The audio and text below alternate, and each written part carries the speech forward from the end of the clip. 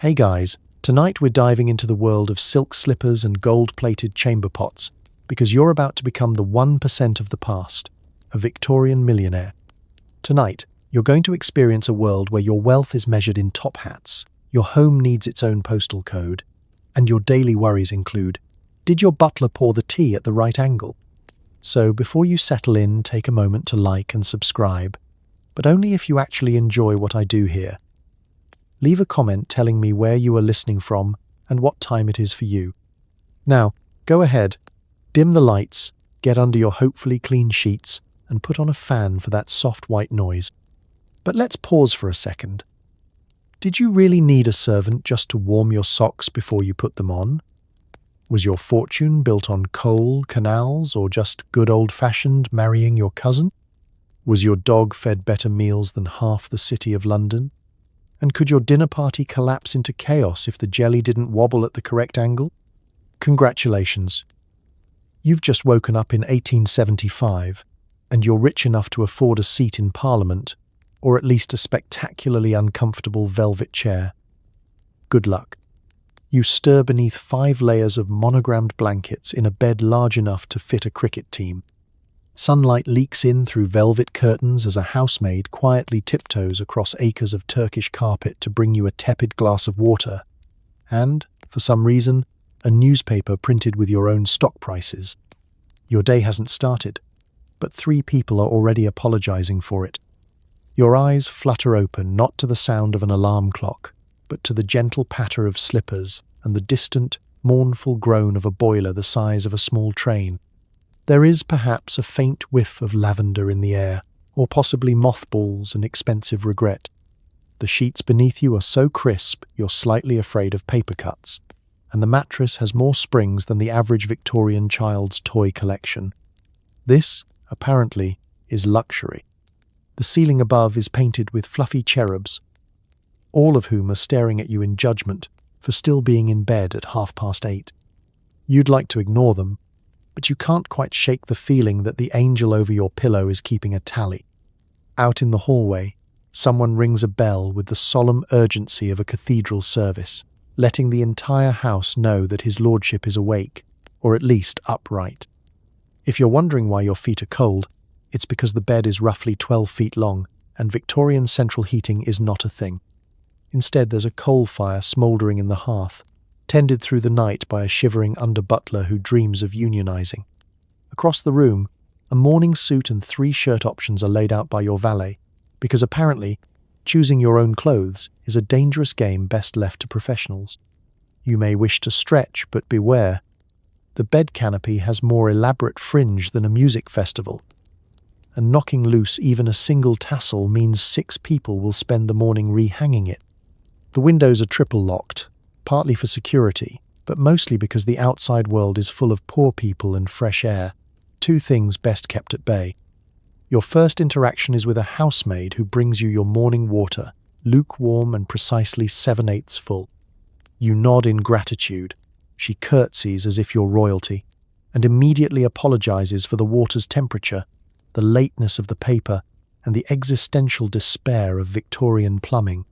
Someone else, possibly the butler, possibly a ghost, hovers just out of sight, ready to clear the glass away the moment you blink.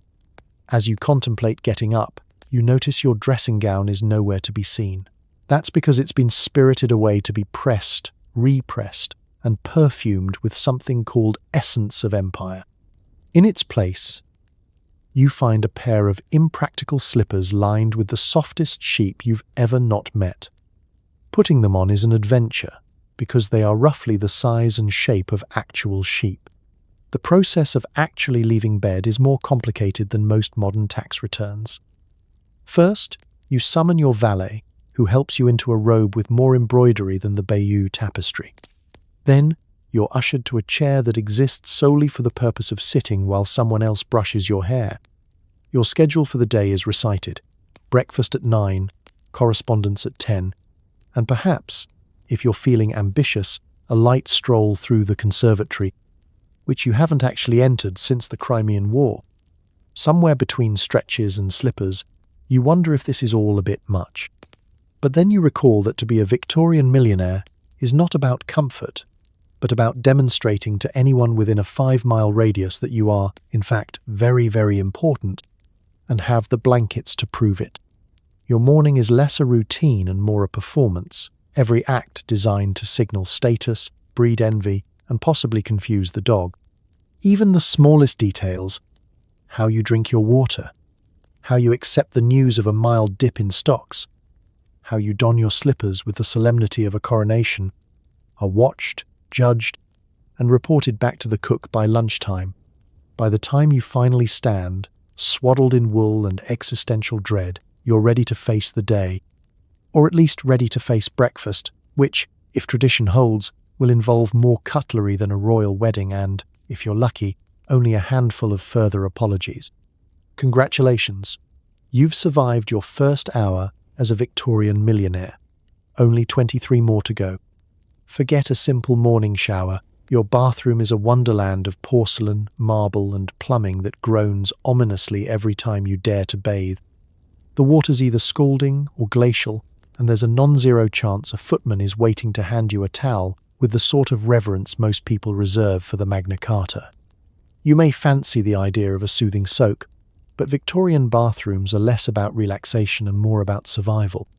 Entering your personal water closet feels like stepping into a cross between a Roman bathhouse and a laboratory experiment gone wrong. The tiles are so cold your toes threaten to go on strike, and the bathtub itself could comfortably host a small regatta. Somewhere in the distance, the pipes begin to shudder in protest, an ominous prelude to what's coming. It's important to remember that, as a Victorian millionaire, you're expected to wash regularly, but never so often as to seem French. Bathing is a delicate dance, too little, and you're accused of being peasant, adjacent, too much, and the neighbours talk. There's also the small matter of the plumbing, which was designed by someone who read about hot water in a magazine but never actually tried it. The complicated tangle of pipes hisses, rattles, and occasionally erupts in a fit of Victorian melodrama, leaving you with a choice: ice bucket challenge or lobster boil. No part of this process is solitary. While you may fantasize about privacy, your ablutions are a communal event featuring the bath attendant, the towel boy, the valet, and, sometimes, a plumber who lives in the walls and only emerges when disaster strikes. Modesty is maintained by a delicate arrangement of folding screens, quick glances, and the unspoken agreement that nobody mentions the time the hot tap launched itself across the room. Your porcelain throne, literally a throne, with an upholstered seat and more carvings than most churches, sits in a tiny, echoey room off the main bath. The water closet, as it's known, is both a marvel of engineering and a test of faith. Indoor plumbing is a modern miracle, but it's also a gamble. Every flush is a spin of the roulette wheel. Will it be a gentle gurgle, or will the system rebel, causing a minor tsunami and an emergency meeting of the household staff? Bathwater is drawn with great ceremony. Buckets are ferried from the kitchen by red-faced servants, who then consult the almanac to predict whether today's water will be clear, brown, or mysterious. If you're lucky enough to have running water, you can enjoy the thrill of hot and cold taps that operate independently, forcing you to master the fine art of alternating scalding and hypothermia. Getting the temperature right is less spa day and more chemistry midterm. Soap comes in the form of scented bars so hard you could use them to defend your honor in a duel. Towels are fluffy, if slightly damp from the eternal British climate, and monogrammed with your initials, just in case you forget who you are halfway through the ordeal. A footman stands by, eyes averted, ready to offer a towel with all the gravity of a coronation sword. Toothbrushing is performed with a stiff bristle and an abrasive powder containing chalk, charcoal, and the lingering regret of anyone who's ever had a cavity. There is, of course, a dedicated glass for rinsing, kept on a silver tray next to a bottle of lavender water, some rose-scented vinegar, and a mysterious jar labelled pomade that no one has dared open since the Crimean War. No matter how efficiently you plan, something will go wrong. Perhaps the boiler hiccups and fills the room with clouds of steam so dense you lose your way back to the towel rack. maybe the pipes rattle until the dog hides under the chaise longue. Or, in a moment of true Victorian chaos, a servant slips, a bucket falls, and suddenly the marble floor is awash in soapy water, your dignity drifting with the suds. By the end, you're slightly cleaner, deeply humbled, and newly grateful for indoor plumbing, even if it does threaten to explode every other Tuesday. You emerge from the bathroom red-cheeked, towel-draped, and ready to face the next challenge, getting dressed by committee. In Victorian England, cleanliness is close to godliness, but achieving it feels suspiciously close to farce. Dressing isn't just an activity, it's a team sport. A valet, a maid, and possibly an entire battalion are on standby as you wedge yourself into starched collars, endless buttons, and a corset, if you're feeling fancy or unlucky. By the end, you're sweating like a coal miner, except you own the mine. The day begins with a brisk knock on your dressing room door. The valet enters, arms piled high with garments, trousers so stiff they could stand on their own, shirts with collars sharp enough to draw blood, and at least 3 waistcoats, because nothing says wealth like the ability to lose a waistcoat and not notice for days. The maid arrives with a fresh pair of gloves, 4 shoehorns, and a look in her eye that says she's still not over last week's cufflink incident. Your first obstacle is the undergarment, a complicated set of linen drawers, and a long-sleeved undershirt that would, in any sane century, be considered pajamas. This is the only comfortable part of the process, so enjoy it. Next comes the corset. And yes, if you're a gentleman of a certain standing or a lady of any standing at all, you might be persuaded, pressured, or outright bullied into one.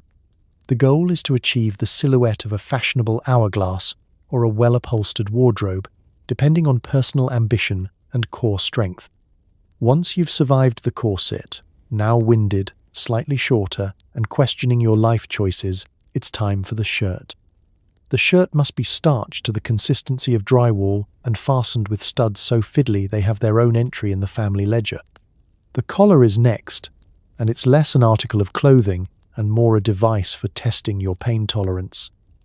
It sits high on your neck, unyielding, ready to gently choke you every time you turn your head. At this point, your valet appears to have joined forces with the maid, and the two begin a synchronized choreography of buttoning, straightening, and forcibly tucking. If you're a lady, things become even more involved. Chemise, stays, corset cover, petticoats, yes, plural, bustle, and at least one layer whose sole purpose is to ensure your dress stands at a 90-degree angle from your waist. Skirts are lowered over your head like you're being dressed for a theatrical performance by a crew that can only communicate via dramatic sighs and the occasional pin. Bodices are laced, sashes tied, bows adjusted, and suddenly you realize you haven't actually put on the dress yet. Accessories follow, and each is more absurdly specific than the last. Gloves for morning, gloves for riding, gloves for waving at people you'd rather avoid. Shoes with buttons so tiny they require a special hook. Never mind that you'll have to remove them in 6 hours for a change of outfit. Brooches, hat pins, watch fobs, and for gentlemen, a pocket watch on a chain that exists purely to tell people you're too important to be on time. Hats are mandatory. For men, it's a top hat so tall it's a danger to low-hanging chandeliers.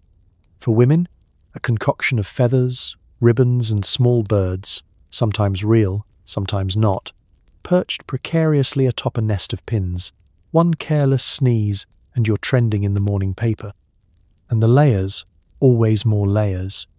Waistcoat, frock coat, overcoat, cape. If it's winter, add a muff, scarf, and an existential crisis about whether you'll ever be able to bend at the waist again. If it's summer, congratulations. You're now marinating in your own wealth. By the time you're dressed, you've sweated through 3 layers, your corset is arguing with your lungs, and you're already late for breakfast, which will of course require a napkin, monogrammed, naturally, to dab your brow. A final inspection in the mirror by your valet, a lint brush to the shoulder by the maid, and a discreet adjustment of your cravat. You step into the hallway, ready to begin your day, or at least ready to sit down and recover from the trauma of getting dressed. Your appearance says success, but your internal monologue says send help. Congratulations. You're now fully clothed, completely exhausted, and have already achieved more before breakfast than most people manage in a week. And you're definitely never, ever getting those 20 minutes of your life back. You join your family in a dining room roughly the size of a modern airport lounge. Breakfast is a parade of kippers, kidneys, jams, and enough tea to refloat the British Navy. There's a strict seating order. Eye contact is a political statement, and the toast is, once again, cold. You enter the room with all the solemnity of a state visit. Sunlight pours in through windows taller than most Victorian children, illuminating a table that stretches toward the horizon. Each chair is positioned with the precision of a military campaign, and heaven help the unfortunate soul who sits out of order. At the head of the table is the family patriarch, reading the Times with an intensity normally reserved for hostage negotiations. The matriarch presides over the tea service like a high priestess conducting a sacred rite. Children are arrayed in descending order of usefulness or noisiness. A footman, whose main job appears to be radiating disapproval, hovers behind your chair, prepared to rescue you from errant crumbs or an accidental jam spill. Silverware gleams, plates are stacked just so, and the napkin, starched to a level unknown to modern science, lies across your lap like a flag of surrender.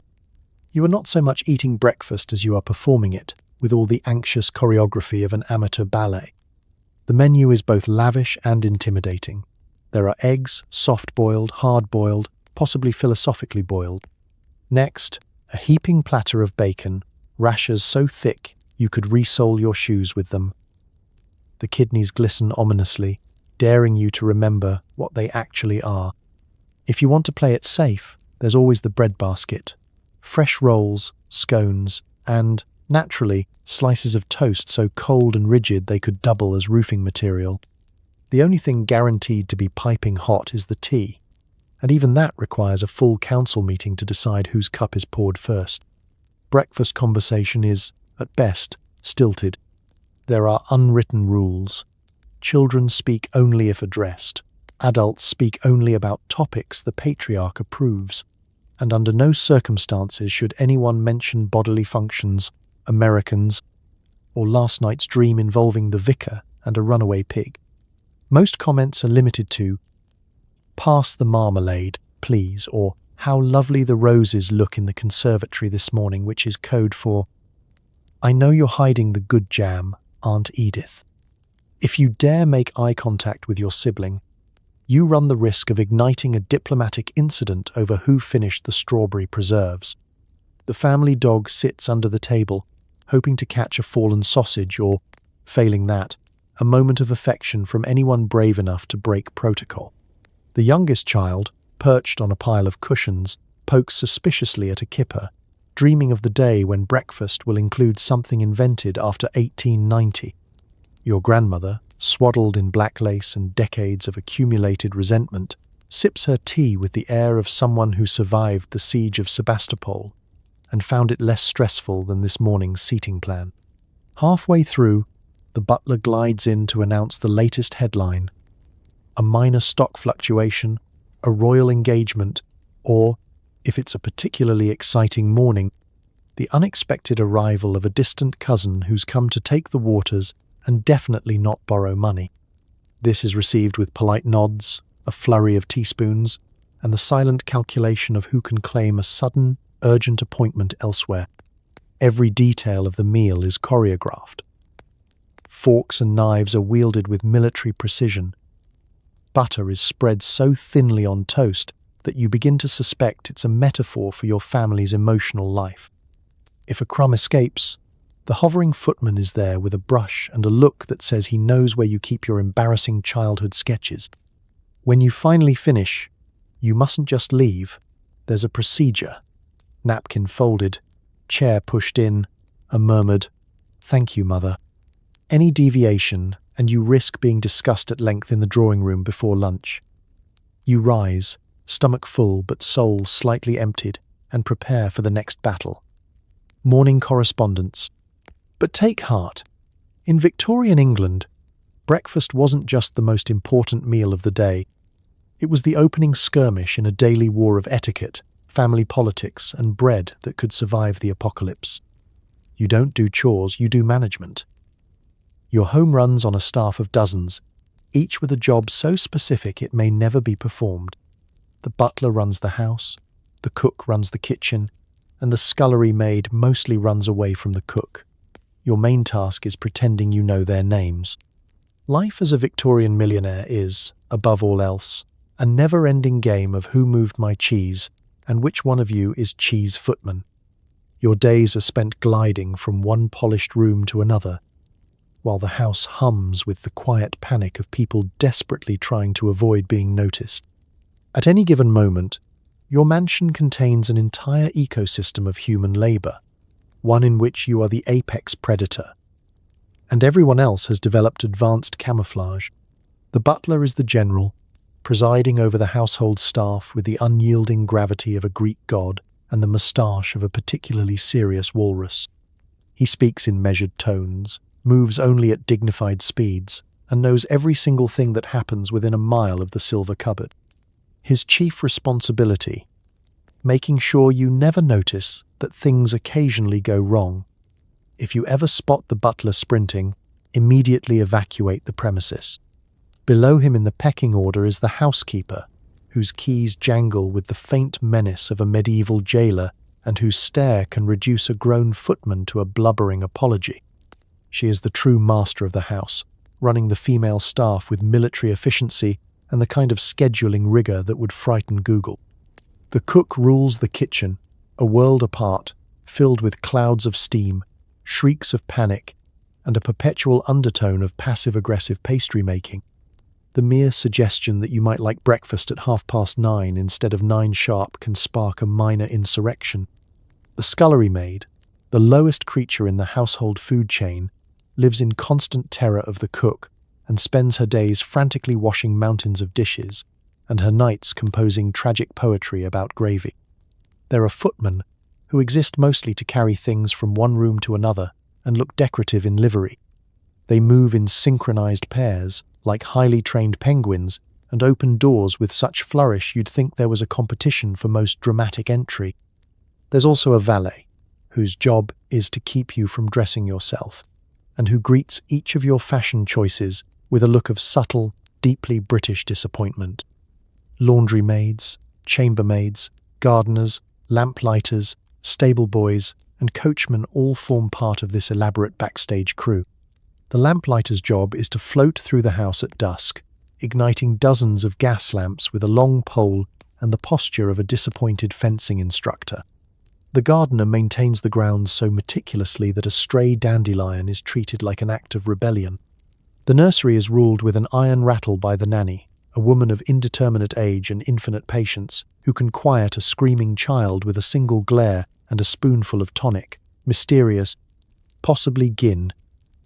In her realm, parents are merely background noise, occasionally summoned for public appearances or the annual family portrait.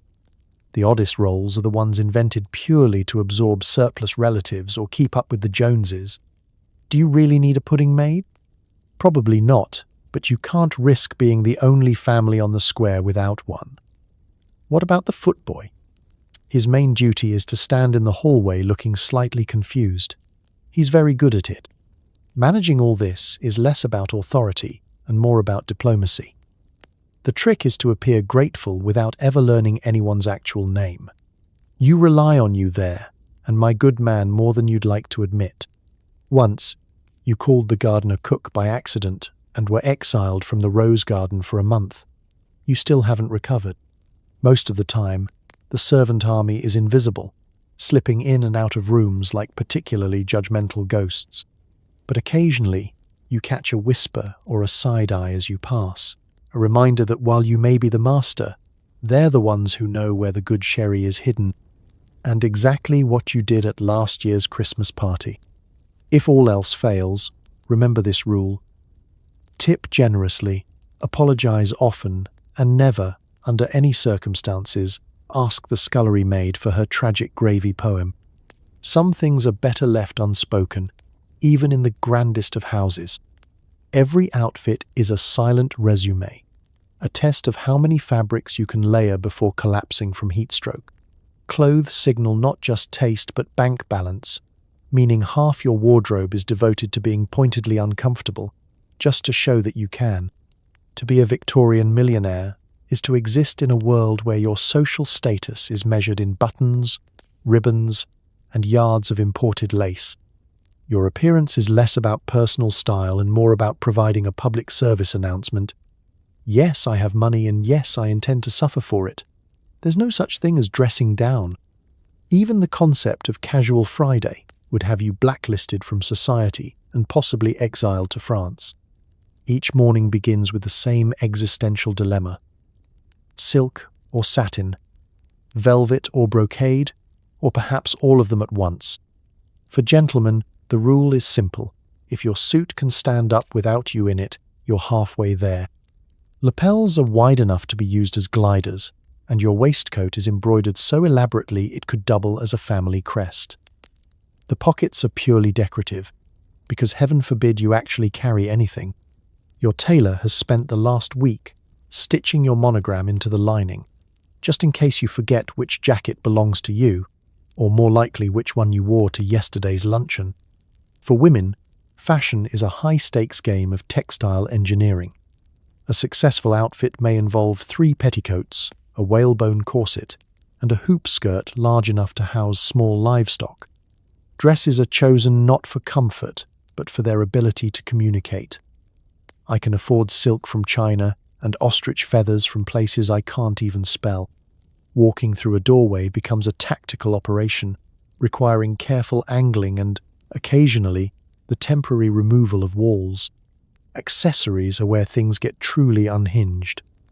No look is complete without at least one violently large hat, preferably covered in dead birds and enough netting to ensnare passing insects. Jewelry isn't so much worn as deployed. Brooches the size of saucers, bracelets jangling like a tiny blacksmith shop, and necklaces so heavy you develop a permanent stoop. Pocket watches, tie pins, and cameos all serve the same purpose: to loudly announce your assets without ever speaking a word. Shoes are a unique torment. For men, they're polished to a shine that could blind a moth at 50 paces, and for women, they're delicate confections of ribbon and leather, wholly unsuited for anything resembling walking. The pain is the point. If you can run for the omnibus, you're dressed incorrectly. The seasonal changes only add to the drama. Summer requires white gloves, linen suits, and the delicate art of pretending not to sweat. Winter brings furs, muffs, capes, and the sudden, pressing question of whether your ears will freeze before the carriage arrives. Umbrellas become fashion statements, their handles carved from ivory or mother of pearl, the fabric dyed to match your mood or, more likely, your social ambitions. Fashion magazines land on your doorstep every week, each issue full of diagrams, stern warnings, and illustrations of French people wearing things that may or may not be legal in England. To keep up is to court bankruptcy. To fall behind is social death. Your maid or valet is tasked with not only remembering the correct order of your accessories, but also offering gentle reminders like, "Sir, you wore that cravat to Lady Pembroke's Thursday tea, and the Dowager Countess did not approve." The most important rule of all: comfort is a sin, and utility is treason. Why have pockets when you can have a reticule the size of a postage stamp? Why wear simple sleeves when you can have sleeves so billowy they require their own hat? So, every morning, you armor yourself in fabric and pearls, your outfit a battle cry in the ongoing war of upward mobility. Step out the door, suffocating in splendor, and prepare to be seen, judged, and, if you're lucky, envied. Or at the very least, pitied by anyone who knows what it feels like to faint into a decorative fountain during a garden party. Congratulations, you look like £1,000,000, mainly because you're wearing half of it. With no TV, internet, or even reliable electricity, the Victorian millionaire's entertainment comes in the form of parlour games, musical evenings, and forced conversation. If you're desperate, You might even try reading your own novel aloud. Bad idea. Imagine it's a Wednesday night in 1878. There's no scrolling, streaming, or doom scrolling, just the tick of a grandfather clock and the sound of the butler laying yet another log on the fire. Guests arrive dressed as if they expect to be painted, and you settle into the parlour, an expanse of patterned carpet and faintly accusatory family portraits, ready to fill several hours without so much as a crossword puzzle to save you. The first order of business: parlour games. These are not for the faint of heart. Popular options include charades, which is less about clever mime and more about Aunt Beatrice's inability to distinguish between Macbeth and a sheep with gout. There's also the Minister's Cat, a game requiring rapid-fire adjectives, questionable spelling, and the willpower to keep a straight face when someone inevitably says, "The minister's cat is a scandalous cat." You laugh politely, knowing full well the actual minister's cat has never recovered from last year's scandal. If your guests are feeling particularly intellectual, you might play Consequences, a collaborative story game that inevitably devolves into a surrealist masterpiece starring Lord Piddlington and a mysterious turnip. Paper, pens, and an almost unhealthy appetite for social chaos are required. Bonus points if you can sneak in a mild insult about the host's taste in drapes. But the true backbone of the evening is music. Someone is always volunteered to play the piano, a duty that falls to whichever cousin is most easily guilted or least able to fake a sprained wrist. The repertoire is relentless. Nocturnes, mazurkas, and if you're very unlucky, a spirited medley of sea shanties performed on the concertina. The only thing more dangerous than refusing to applaud is requesting an encore. For the less musically inclined, there's always the option of dramatic readings. Perhaps you bring out a thick volume of Tennyson, or worse, try reading your own novel to an audience with the collective attention span of a distracted poodle. As you drone on about tragic heroines and windswept moors, your guests do their best to appear moved, though more than one stifles a yawn behind an embroidered handkerchief. You realize too late that even your own butler is staring wistfully at the door. Conversation is a game in itself, governed by strict Victorian rules. Safe topics include the weather, the Queen's latest hat, and whether or not the train to Bath is running on time. Dangerous territory, politics, personal feelings, or any mention of plumbing. Lulls in conversation are filled by strategic coughing, rearranging of calling cards, or a quick round of who can name the most minor royal relatives without crying. If you're lucky, the evening might feature a visit from the resident magician or a demonstration of the new stereoscope, an exciting device that shows slightly blurry images of someone else's holiday in Brighton. This passes for mind-blowing entertainment in a world where even the flicker of a gas lamp is a thrill. Occasionally, games of whist or cribbage break out among the elders, who play with the seriousness of championship boxers and the slyness of card sharks. The children are banished to the nursery, where they can amuse themselves with marbles, spinning tops, and the eternal dream of escaping to a century with cartoons. As the evening wears on, so does your patience. You begin to yearn for the sweet release of bedtime or a minor emergency that requires you to leave the parlour. But duty calls. You must remain, sipping tepid tea and applauding yet another variation on chopsticks, until at last the grandfather clock strikes an hour even the Victorians consider unreasonable. You bid your guests good night, comforted by the knowledge that tomorrow brings another evening of identical entertainment.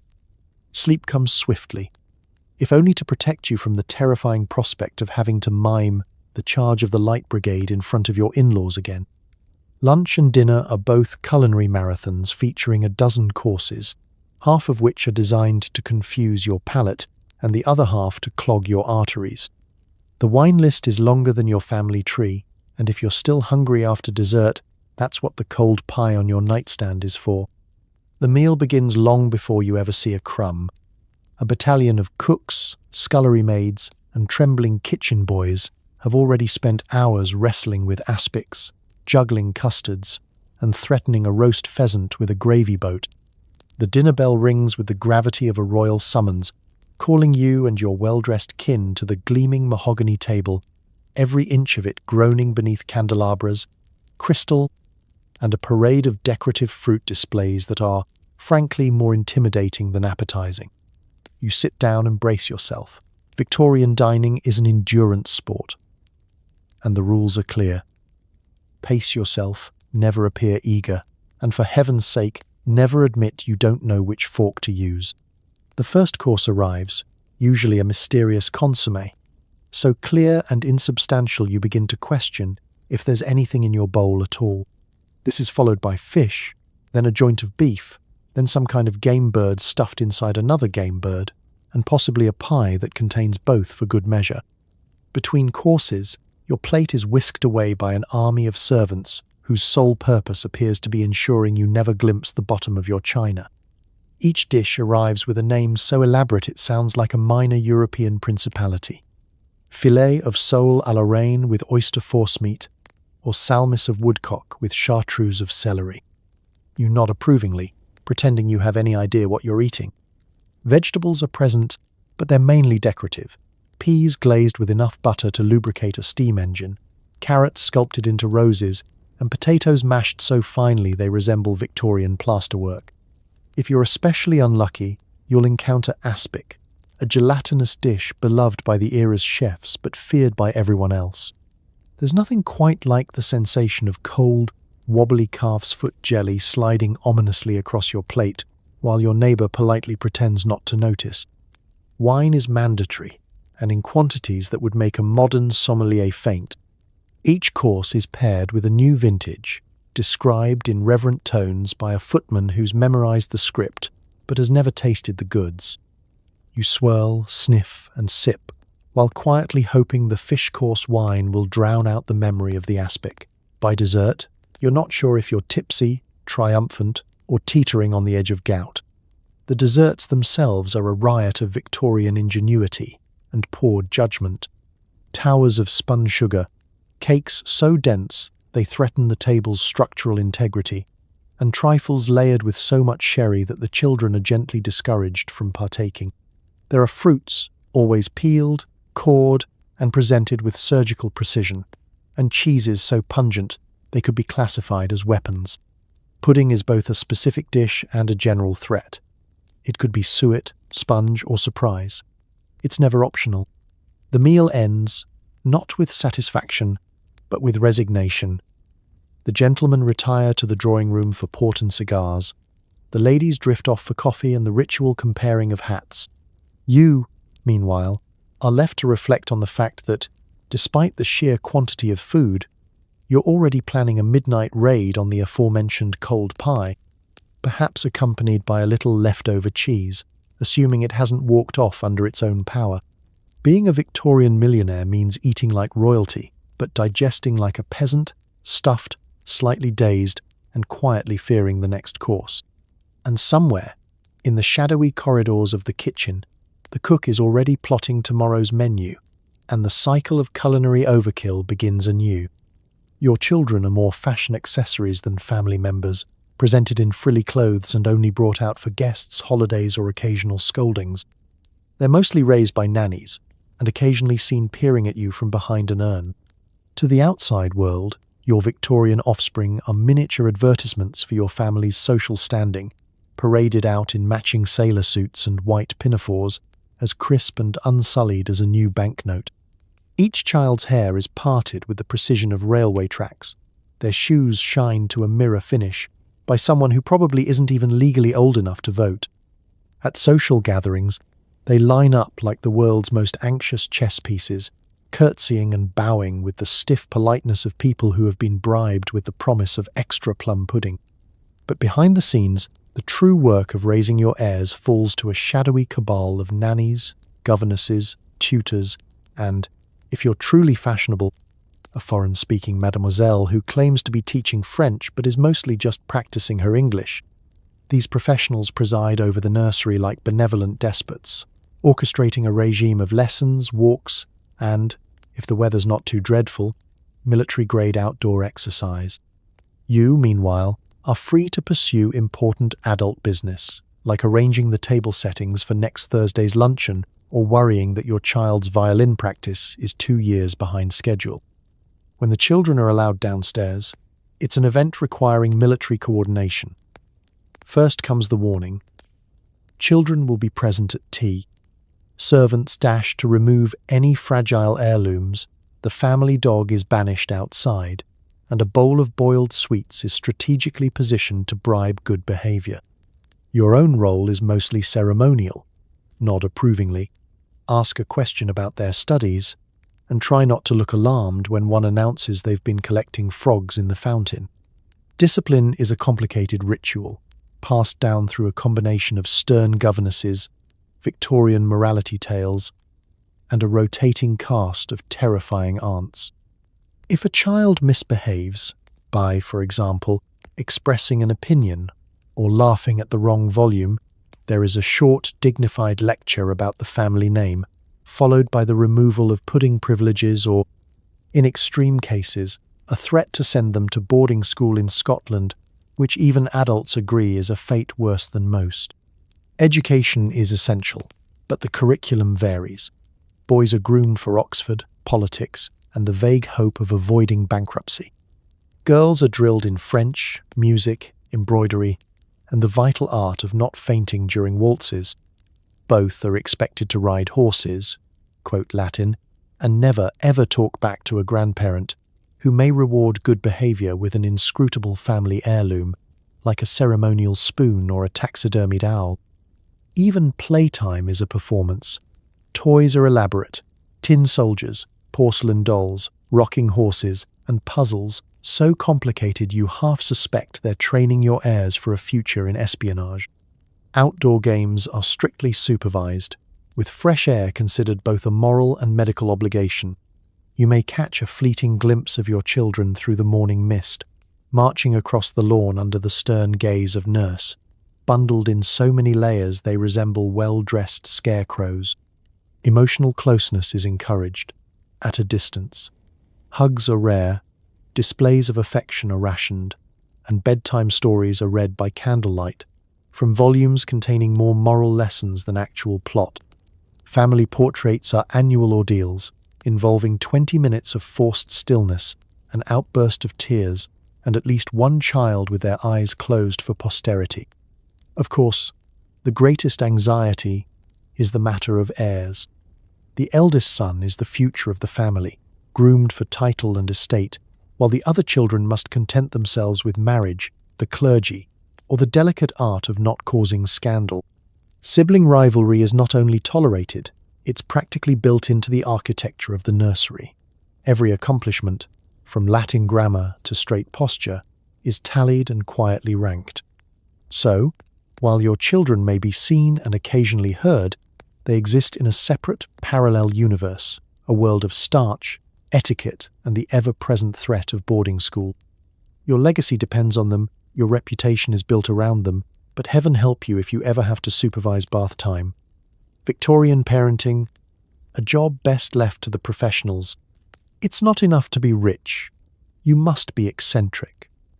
Enter the parade of lapdogs in tiny bonnets, parrots that speak 3 languages, and the ever-present horse named after your least favourite cousin. In the world of the Victorian millionaire, a pet is not just a companion, it's a status symbol, a conversation starter, and, in many cases, a living, barking excuse to spend more money on embroidery. If your pug doesn't have a cashmere-lined basket, a seasonal wardrobe, and a diet better than most orphans, are you even trying? Your friends might have a dog, but does their dog own a silver water bowl, hand-stitched boots for muddy walks, or a commemorative portrait in the drawing room? No. In this gilded menagerie, pets are family, fashion, and furniture all rolled into one. Dogs reign supreme, especially the ones small enough to fit in a teapot and loud enough to be heard in the next county. They are bathed in lavender water, dressed for every occasion, and introduced to guests as if they're foreign dignitaries. Your lapdog's wardrobe includes raincoats, party frocks, and a tiny sailor suit for those impromptu nautical outings. You'll find yourself apologizing if your terrier's morning cravat clashes with the parlor curtains, and more than once, you've had to explain to the butler why there's a tiny top hat floating in the punch bowl. But dogs are just the beginning. Parrots are highly prized. particularly if they can say witty things in French, quote, Shakespeare, or deliver a biting impression of the local vicar. A parrot that only repeats Pretty Polly is considered embarrassingly middle class. Exotic birds, turtles, rabbits, and even the occasional monkey or marmoset complete your collection, each with their own elaborate cage and dedicated caretaker. The more unusual your pet, the more conversations you'll spark, provided your guests aren't allergic, squeamish, or carrying a fainting couch. Of course, you can't neglect your horse. Every self-respecting household requires a stable of well-groomed, slightly neurotic horses, each one named after an obscure family member or minor British general. Your riding horse wears custom tack, dines on apples and oats, and, like you, is expected to look dashing while leaping over hedges or being led in circles for visiting guests. The stable is a kingdom unto itself, run by a head groom who knows more family secrets than your butler and will occasionally lend a sympathetic ear when you need to complain about Aunt Ethel's peacock. Peacocks, incidentally, are a must-have if you're aiming for maximum eccentricity. No Victorian garden is complete without a few of these shrieking, jewel-toned birds strutting about, terrifying the help and occasionally frightening the postman into early retirement. Their primary purpose is to look fabulous during garden parties and remind everyone that your lawn is more opulent than most wedding venues. Pets, however, are just the beginning of the pastime parade. The afternoons stretch on, filled with leisure activities that range from the genteel to the unhinged. Croquet, archery, and lawn tennis are all respectable options, provided your opponent knows the correct way to feint gracefully in defeat. If the weather turns, the family might retreat indoors for games of whist, needlepoint, or the eternal torment of learning the flute from cousin Penelope, who believes herself a musical prodigy. If you're feeling especially adventurous, you might host a pet show or a fancy dress parade, complete with prizes for best-dressed tortoise or loudest ferret. These events are equal parts chaos and social climbing, as neighbours try to outdo each other with increasingly ridiculous pets and elaborate stories about their origins. You nod along, pretending to believe Lord Cumberfield's claim that his cockatoo once attended tea with Queen Victoria. In the end, the goal is simple: to amuse yourself, astonish your guests, and maybe, just maybe, find a hobby that doesn't involve embroidering the family crest onto a hamster's waistcoat. If nothing else, you'll never be bored, surrounded as you are by a chorus of barks, chirps, neighs, and the soft, judgmental flutter of peacock feathers. Social advancement is a blood sport, played with calling cards, formal visits, and tea parties where everyone pretends to like each other's hats. Remember, one wrong fork, and you're socially exiled to Cornwall.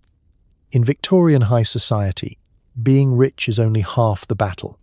The other half is convincing the right people you're rich in exactly the right way. Welcome to the world of calling cards, a world where your entire reputation can rise or fall on the quality of your stationery, the crispness of your handwriting, and whether you remembered to emboss your title in gold, silver, or the ever-daring burgundy. The ritual begins at the door. You never simply show up. You must be announced by the butler, who will accept your card on a silver tray, examining it as if it's a specimen in a laboratory. Your card is not just a piece of paper, it's your passport, your business card, and your only line of defense against social oblivion. A card with a folded corner means you came in person. A card with a black border means someone died, possibly of boredom at your last luncheon. Once your card is deposited, you're in the game. Visits are meticulously scheduled and, ideally, shorter than the average sneeze. The morning call may take place any time between noon and the vague hope of dusk.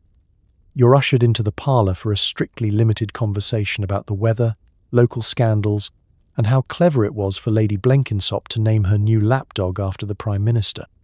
If your host is truly fond of you, or your fortune, you'll be invited to stay for tea, an ordeal that involves a dizzying array of china, scones, jam, and about 36 types of cake, all of which you must consume while looking like you haven't eaten in days. Conversation is a dance of compliments, humble brags, and the ever-present threat of a faux pas. Remember, never praise a rival's dress too enthusiastically. They'll know you're lying. Never mention trade or money directly vulgar. And never, ever ask how someone's husband made his fortune. If you get desperate, pivot to hats. Everyone has opinions about hats. Then there are the tea parties, which are equal parts networking event and psychological warfare.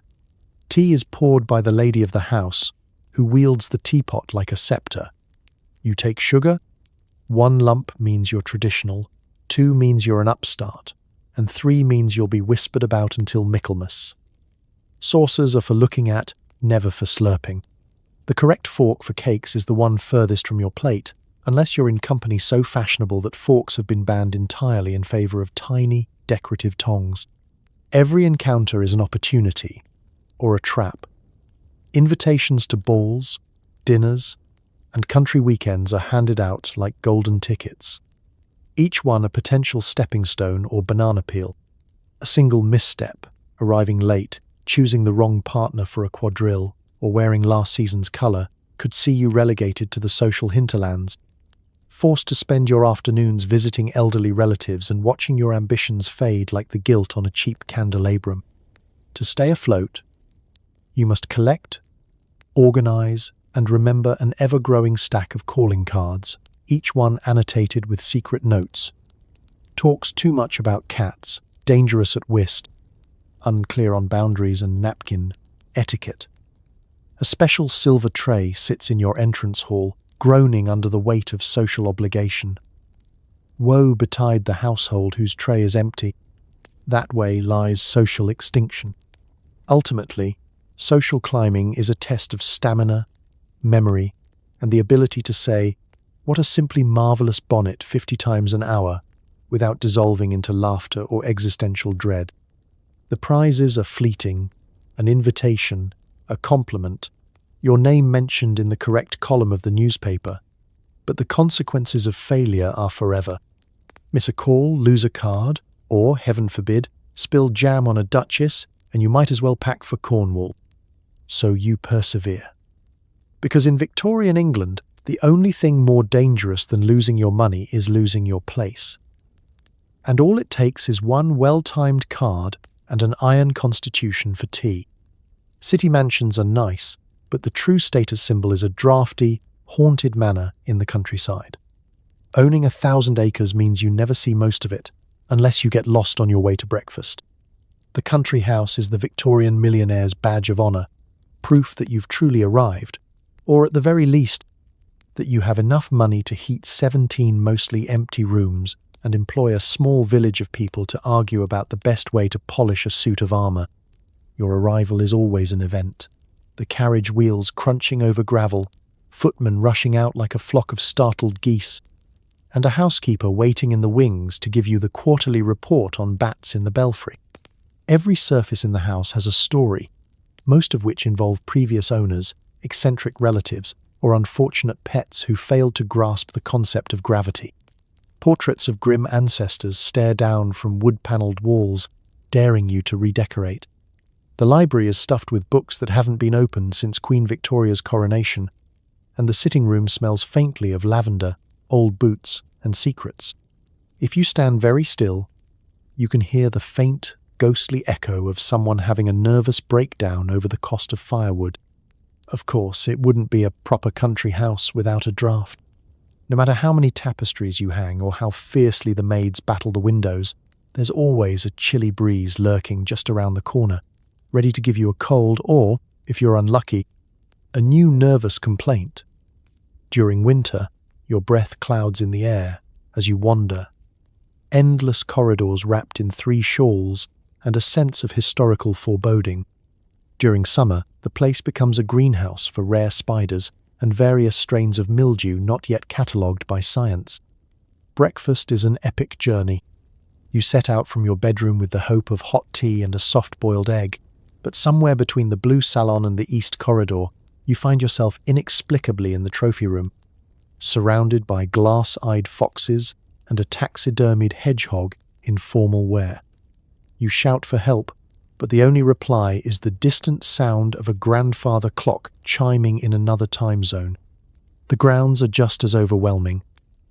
Acres of parkland, mysterious follies, a lake inhabited by swans with anger management issues, and a maze so fiendish you once lost your cousin in it for most of Lent. The garden is tended by a head gardener who regards you with suspicion, convinced you'll ask to plant something modern.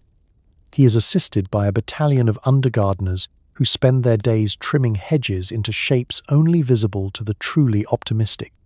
Country life isn't all roses and accidental hypothermia. The social calendar is relentless. Weekends are filled with hunting parties, archery, and the sort of picnics where you sit on a blanket while silently feuding with your neighbors over the correct way to serve cucumber sandwiches. The evenings bring dinners that drag on for hours, punctuated by ghost stories, minor scandals, and the occasional family séance. Nothing breaks the ice like summoning Great-Aunt Mildred to complain about the plumbing. When night falls, the house becomes an acoustic wonderland. Floorboards creak, windows rattle, and the wind howls in a way that would make even the bravest butler question his life choices. You fumble for a candle and attempt to navigate back to your room, only to find yourself in the attic, with a sudden, inexplicable urge to rewrite your will. In the end, owning a country house is a full-time hobby. It requires stamina, a love of draughts, both the alcoholic and chilly variety, and the ability to feign delight at endless guided tours for visiting city relatives. You might never see all of your land, but you'll certainly hear about every broken gate and suspicious molehill for the rest of your days. Congratulations, you've made it.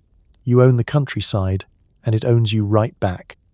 Your wealth is old, new, or suspiciously acquired through shipping, sugar, railroads, or colonial investments. The main thing is you never talk about how it was made, ever.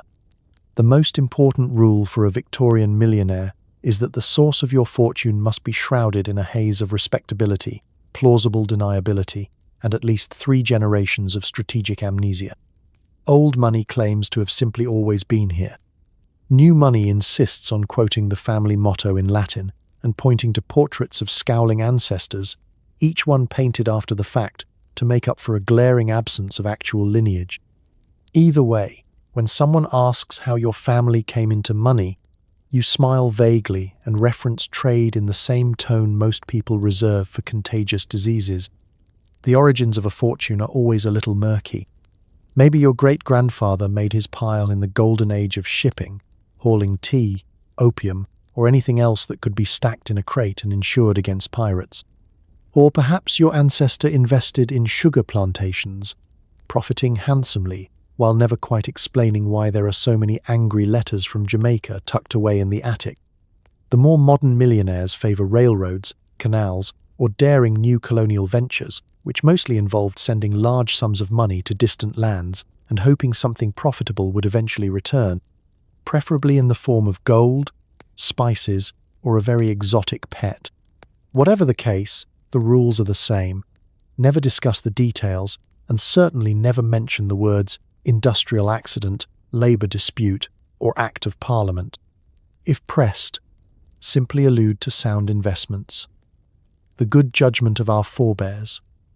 Or, if you're feeling especially bold, the grace of Providence.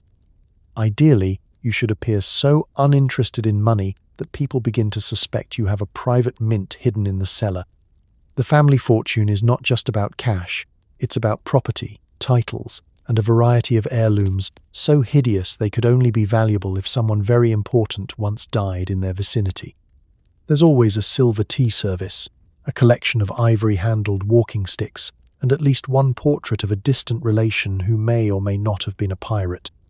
If you're especially unlucky, your inheritance includes a string of decaying tenements, a textile mill in a city you can't pronounce, and a vague but persistent sense of guilt. Money is managed with the seriousness of a military campaign.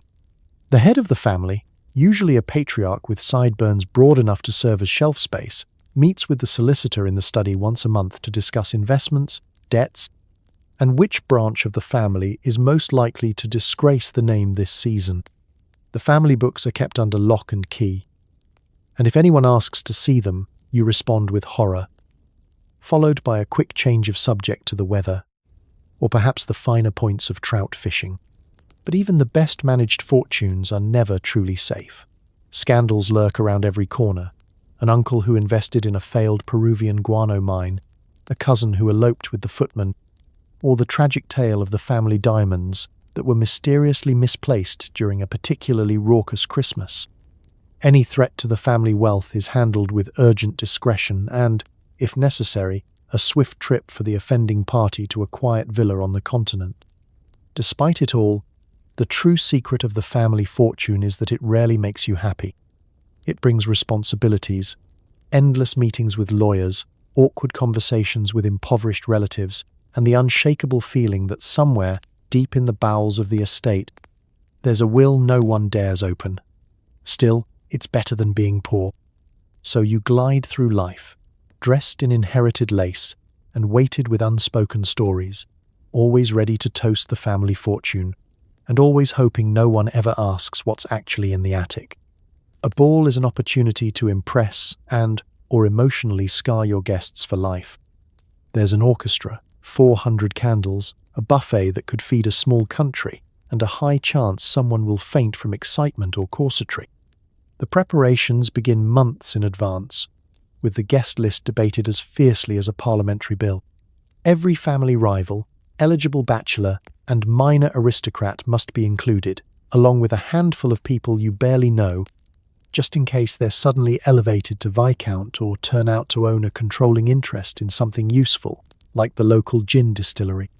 The invitations are handwritten on cream-coloured cards, sealed with wax, and hand-delivered by a footman who is still bitter about being made to walk 3 miles to the East Gatehouse. The day of the ball dawns in a haze of panic. Servants are everywhere, polishing, dusting, arranging flowers, and attempting to convince the household ghosts to take the night off.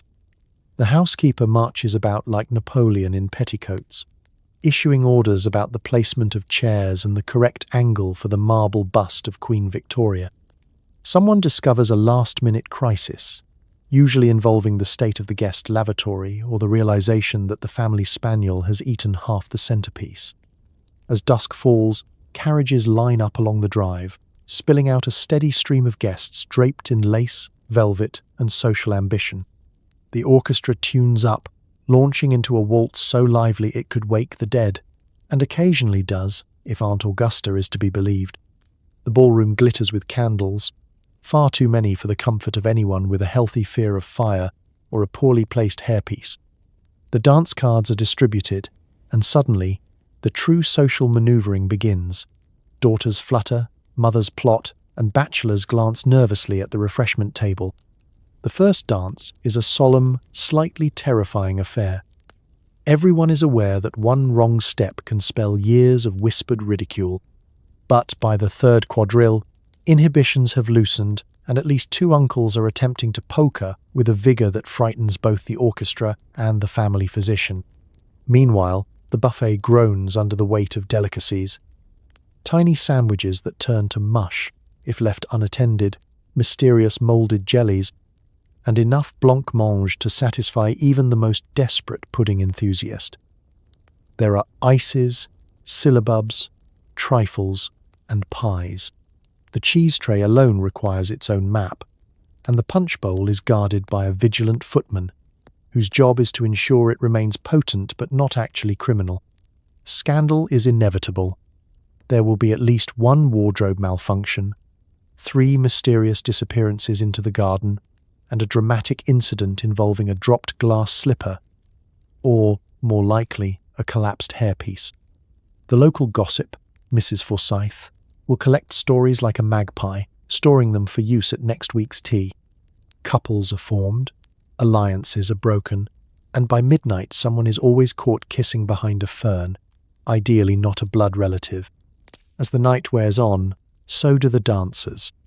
Shoes are discarded beneath chairs, corsets creak under the strain, and at least 1 dowager will faint gracefully onto a convenient chaise longue, to be revived with smelling salts and a fresh glass of sherry. The orchestra powers through until the last waltz, playing with the manic energy of men who know their supper depends on keeping the dance floor full. Cleanup is a separate Herculean challenge. As dawn creeps in, exhausted servants attempt to gather stray gloves, sweep up confetti, and coax snoozing guests into their carriages. Someone will inevitably discover a child asleep beneath the refreshment table and a dog contentedly gnawing on what was once the roast beef. The only trace left of the grandeur is the faint scent of lavender, spilled punch, and the certainty that someone's reputation has been made or spectacularly ruined. Congratulations, you've hosted a Victorian ball. Your guests are impressed, your feet are swollen, and your sandwich recipe is the talk of the county, if only because no one is entirely sure what was in them. Getting anywhere requires a timetable, a footman, 5 trunks, and an iron constitution. You travel in style, but your nerves are in tatters by the time you reach your destination. And don't ask about the bathrooms on Victorian trains unless you want nightmares. Travel for the Victorian millionaire is an exercise in patience, fortitude, and the ability to maintain one's dignity while surrounded by an avalanche of luggage. The mere suggestion of a weekend in Bath or a season in London triggers a household-wide operation on par with a minor military campaign. Your valet consults timetables, the size of wallpaper, the lady's maid issues orders about hat boxes, and a team of porters is summoned to move an alarming assortment of trunks, parasols, and mysterious packages marked essential do not crush. The journey begins long before you leave the house. First comes the planning, mapping your route to avoid bandits, muddy roads, and, most terrifying of all, distant cousins with strong opinions about table settings. Your personal coachman oversees the polishing of the family carriage, which is then loaded with enough blankets and foot warmers to survive a mild ice age. Inside, you're swaddled in lap robes, surrounded by snacks, smelling salts, and a travel tea set elaborate enough to serve a small regiment. The actual carriage ride is an adventure, mostly in bone-rattling discomfort. Even the best springs cannot conquer the potholes, and every hour is punctuated by the chorus of the horses, the creak of leather, and the steady thud of trunks shifting in ways trunks were never meant to shift. You attempt polite conversation as the countryside blurs past villages, hedgerows, and, occasionally, sheep with a deep personal vendetta against carriages. Of course, modernity marches on, and the railway offers a faster alternative. The train station is a chaos of steam, porters, and aristocrats arguing over which class their poodle should ride in. Tickets are acquired, trunks labelled, and you are herded to your compartment, where luxury means velvet cushions and, if you're unlucky, a stranger's elbow in your ribs for the next 3 hours. Train travel itself is an endurance sport. Your options include conversation with strangers who may or may not be minor royalty, staring mournfully out the window at endless cabbage fields, and fending off the advances of a sandwich trolley peddling items, best described as experimental. If you're very unlucky, you'll need to brave the train bathroom, a feat requiring balance, prayer, and a will to live. The less said about the plumbing, the better. Suffice to say, there is a reason Victorians prized self-control. Luggage, meanwhile, has a life of its own. Even the simplest trip requires a team of men to load, unload, and occasionally chase down runaway trunks with wheels as stubborn as any family heirloom. Heaven help you, if your luggage is mislaid, there is nothing quite as humbling as explaining to your hostess that your evening attire is currently on its way to Bristol, accompanied by a pair of boots and the family tortoiseshell hairbrush. Upon arrival, you stagger from the train or carriage, dazed by the noise, soot, and emotional labour of travel. Your host greets you with the enthusiasm of someone about to ask your opinion on wallpaper. A footman whisks away your coat, a maid collects your luggage, and you are left to smile wanly and wonder how soon it's polite to retire to your room and curse Victorian transportation. Despite the ordeal, travel is essential for maintaining your social standing and sanity.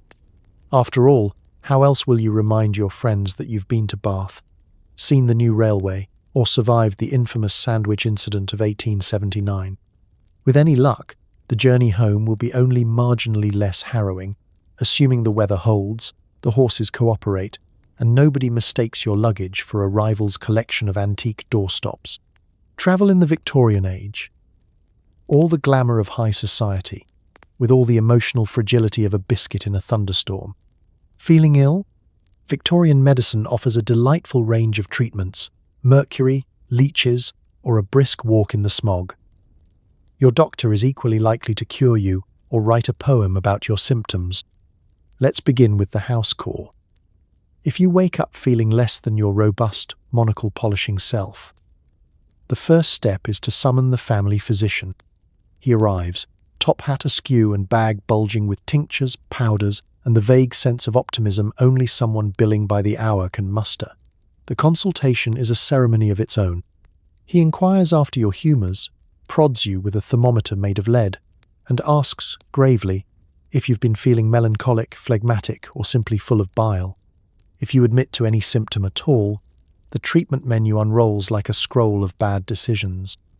The most popular remedy, of course, is laudanum, a delicious concoction of opium and alcohol, prescribed for everything from headaches to heartbreak. If you're lucky, it will make you forget why you called the doctor in the first place. If you're unlucky, you'll soon be seeing more colours than the average Turner painting. Children, by the way, are also given laudanum because nothing soothes a teething baby like Victorian science. Should you require a more robust cure, the doctor may reach for the mercury, a miraculous toxic substance applied liberally to everything from sore throats to skin blemishes.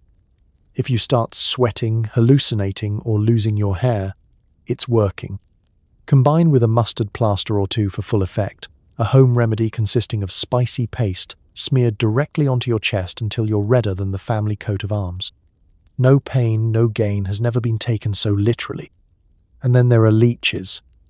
Victorians love leeches. You've got a fever? Leeches. Aching joints? Leeches. Existential ennui? Slap a few leeches on your temples and hope for the best.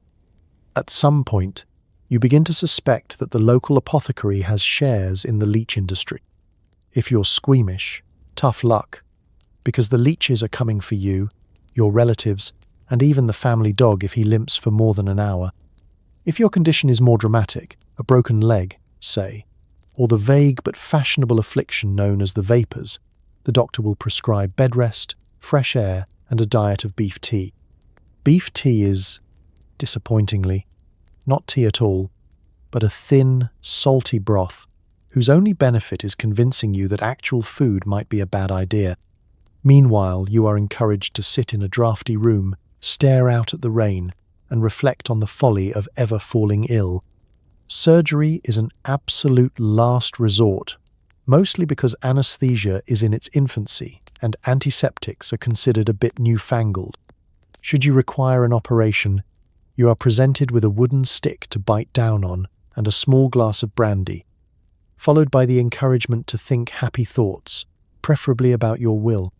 Surgeons pride themselves on speed, and the less said about cleanliness, the better. If you survive, you're a local legend. If not, at least you've provided your relatives with something to gossip about until next spring. For the hypochondriac, the Victorian era is a buffet of quackery. You can choose from homeopathic sugar pills, electric belts that promise to stimulate the organs, or the ever-popular advice to move to the seaside and drink a pint of salt water every morning. Alternatively, you might be packed in ice, prescribed arsenic, or told to bathe in turpentine for the complexion. Sometimes you suspect the real diagnosis is too much money and not enough distractions. Despite all this, there is a bright side. Should you survive Victorian medicine, you're likely to enjoy a kind of robust, hard-earned health, or at the very least, a legendary resistance to disappointment. And the next time someone suggests a brisk walk in the smog, you can nod knowingly and ask, with or without leeches? Giving to the poor is important, especially if everyone sees you do it. Charity galas, soup kitchens, and carefully choreographed photo opportunities abound. You're less of a philanthropist, more of a competitive donor.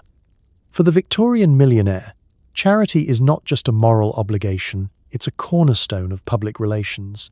To the outside world, your giving spirit is as finely polished as your silver tea service. Philanthropy is a sport with its own rulebook, rankings, and endless opportunities for strategic applause. It's less about lifting the downtrodden and more about being seen lifting the downtrodden while wearing the correct hat and being gently lit by gaslight. The social calendar is packed with fundraisers, each one a marathon of mingling, small talk, and bidding wars over who can donate the most ostentatious sum to the Orphans' Coal Fund. You receive invitations on heavy, embossed cardstock. Lady Wilmot requests the honour of your presence at the annual soup for the deserving gala. Attendance is not optional. Everyone who's anyone is there, peering at you over delicate teacups and mentally calculating how much you gave last year. Your own charitable efforts begin at home, with carefully staged visits to local workhouses and hospitals. You arrive in a carriage, distribute coins to wide-eyed children, and hand out bread with the solemnity of a bishop. There's always a reporter nearby, ready to jot down your wittiest remark and immortalize it in the next day's society pages. Mrs. Bellwether expressed the hope that everyone would try a little harder to be both grateful and clean. Photographs, well, engravings are commissioned, showing you gazing benevolently at the masses while never actually coming into contact with them. The annual charity gala is your chance to shine. The ballroom is festooned with banners, flowers, and a banner-sized rendering of your family crest, just in case anyone forgot whose name is on the donation plaque. The orchestra plays while guests circulate, balancing tiny canapes and enormous opinions about the correct way to serve sherry. There are speeches, auctions, and performances by local orphans who have been rehearsed within an inch of their lives to sing God Save the Queen and not pickpocket the guests. At some point, you must make a grand pledge, enough to impress the room, but not so much that you set an unsustainable precedent for next year. Soup kitchens and holiday drives offer further opportunities for public virtue. You sponsor barrels of coal in winter and baskets of bread at Christmas, with each delivery carefully recorded and reported in the charity's annual newsletter. Volunteers are deployed to distribute gifts while you oversee the proceedings, nodding gravely as you are thanked, photographed, and hustled back into your carriage before you catch a whiff of actual hardship. Of course, not all charitable giving is public. Some is a little more, shall we say, strategic. You might endow a new hospital wing, naming rights included, or fund a school for disadvantaged girls, especially if your own daughters are about to be launched into society and could use the boost in reputation.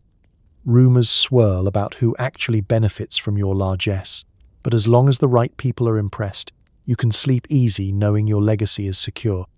The competition among philanthropists is fierce.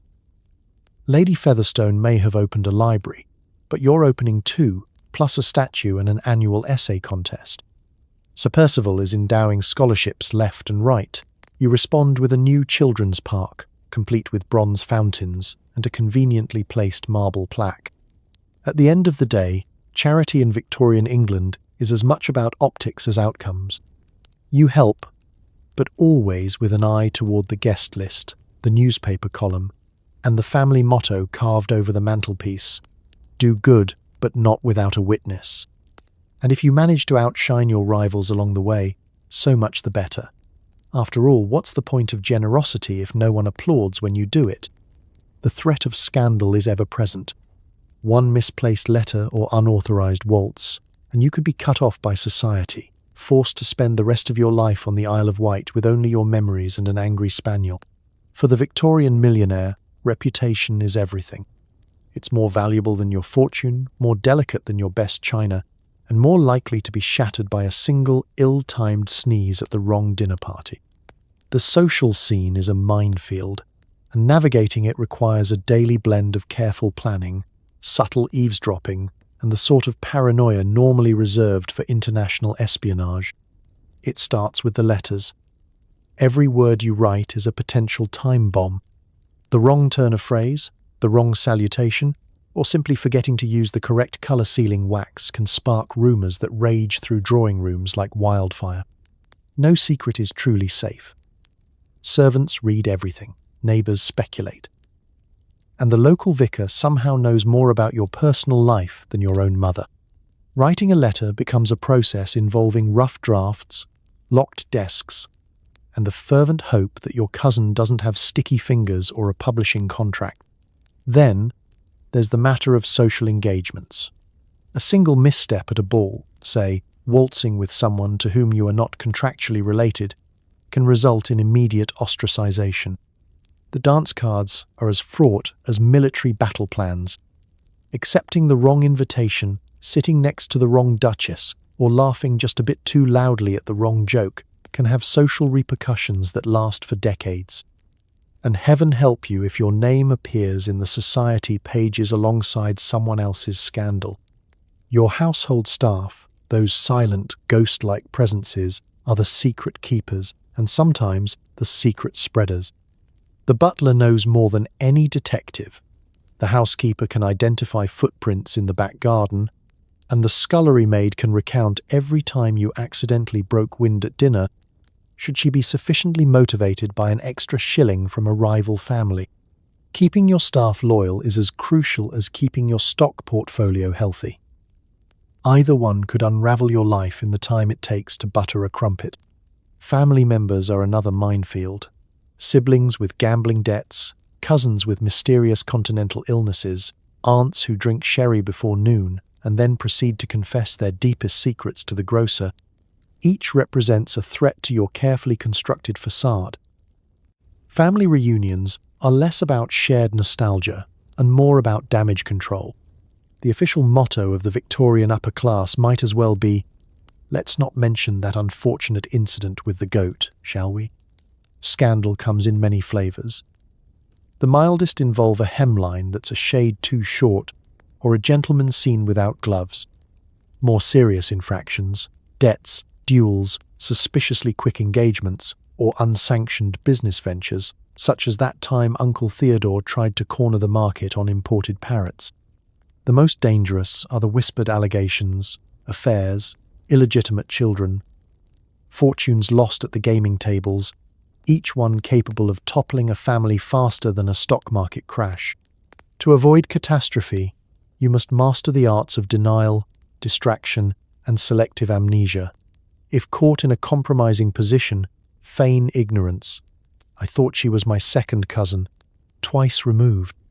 Or deflect with the time-honored tactic of blaming the French. If rumors persist, retreat to the countryside and wait them out, ideally with a good book and a reliable alibi. Under no circumstances should you ever confess, unless you can do so in a best-selling memoir decades later. Even if you do everything right, scandals have a way of finding you. Sometimes it's a jealous rival, a bored journalist, or just plain bad luck. But the real trick is survival. Maintain your composure, keep your secrets well buried, and always have an escape plan to the Isle of Wight. Spaniel optional. If all else fails, remember that time heals all wounds, except, perhaps, that business with the goat. No one ever forgets the goat. In Victorian society, the only thing more terrifying than poverty is public embarrassment. Protect your reputation at all costs, and if you can't, at least make sure the scandal is interesting enough to be worth remembering. Marriage is less about romance and more about contracts, alliances, and property. Your spouse may be charming, terrifying, or mostly absent.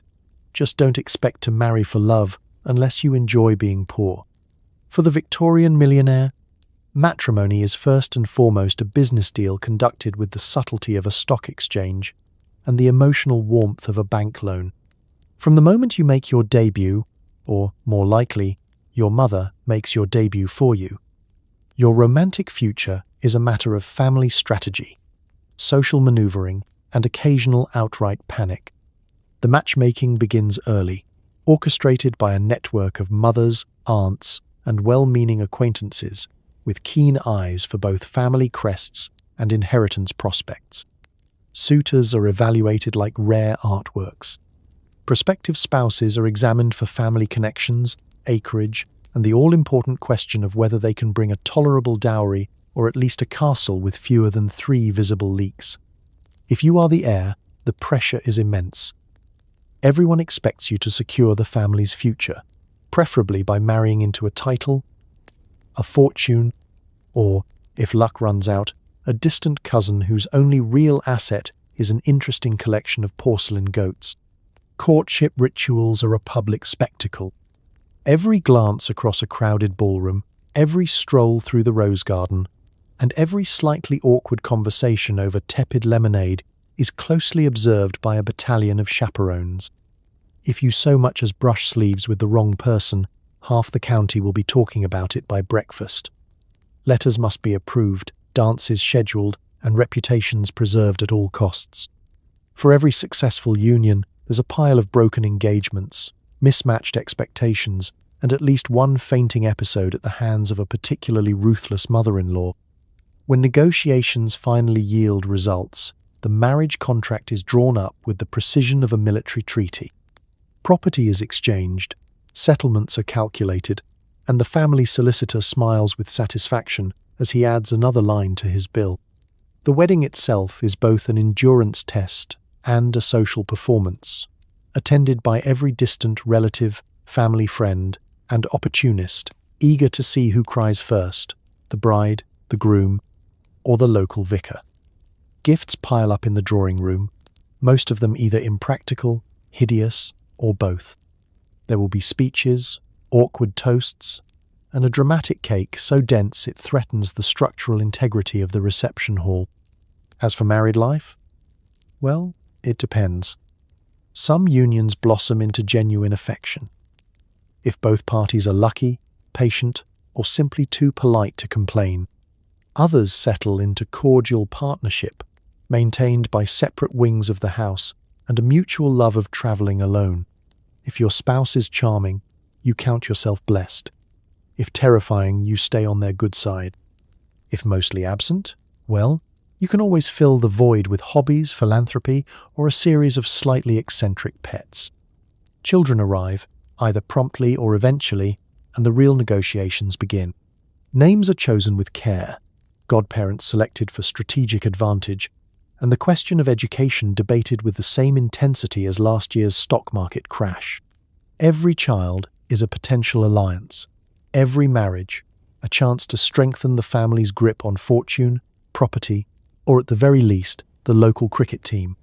For those truly rebellious souls who insist on marrying for love, the consequences are dire: a sharp drop in social standing, disapproving glances at every gathering, and the permanent exile of Sunday lunch invitations from half the family.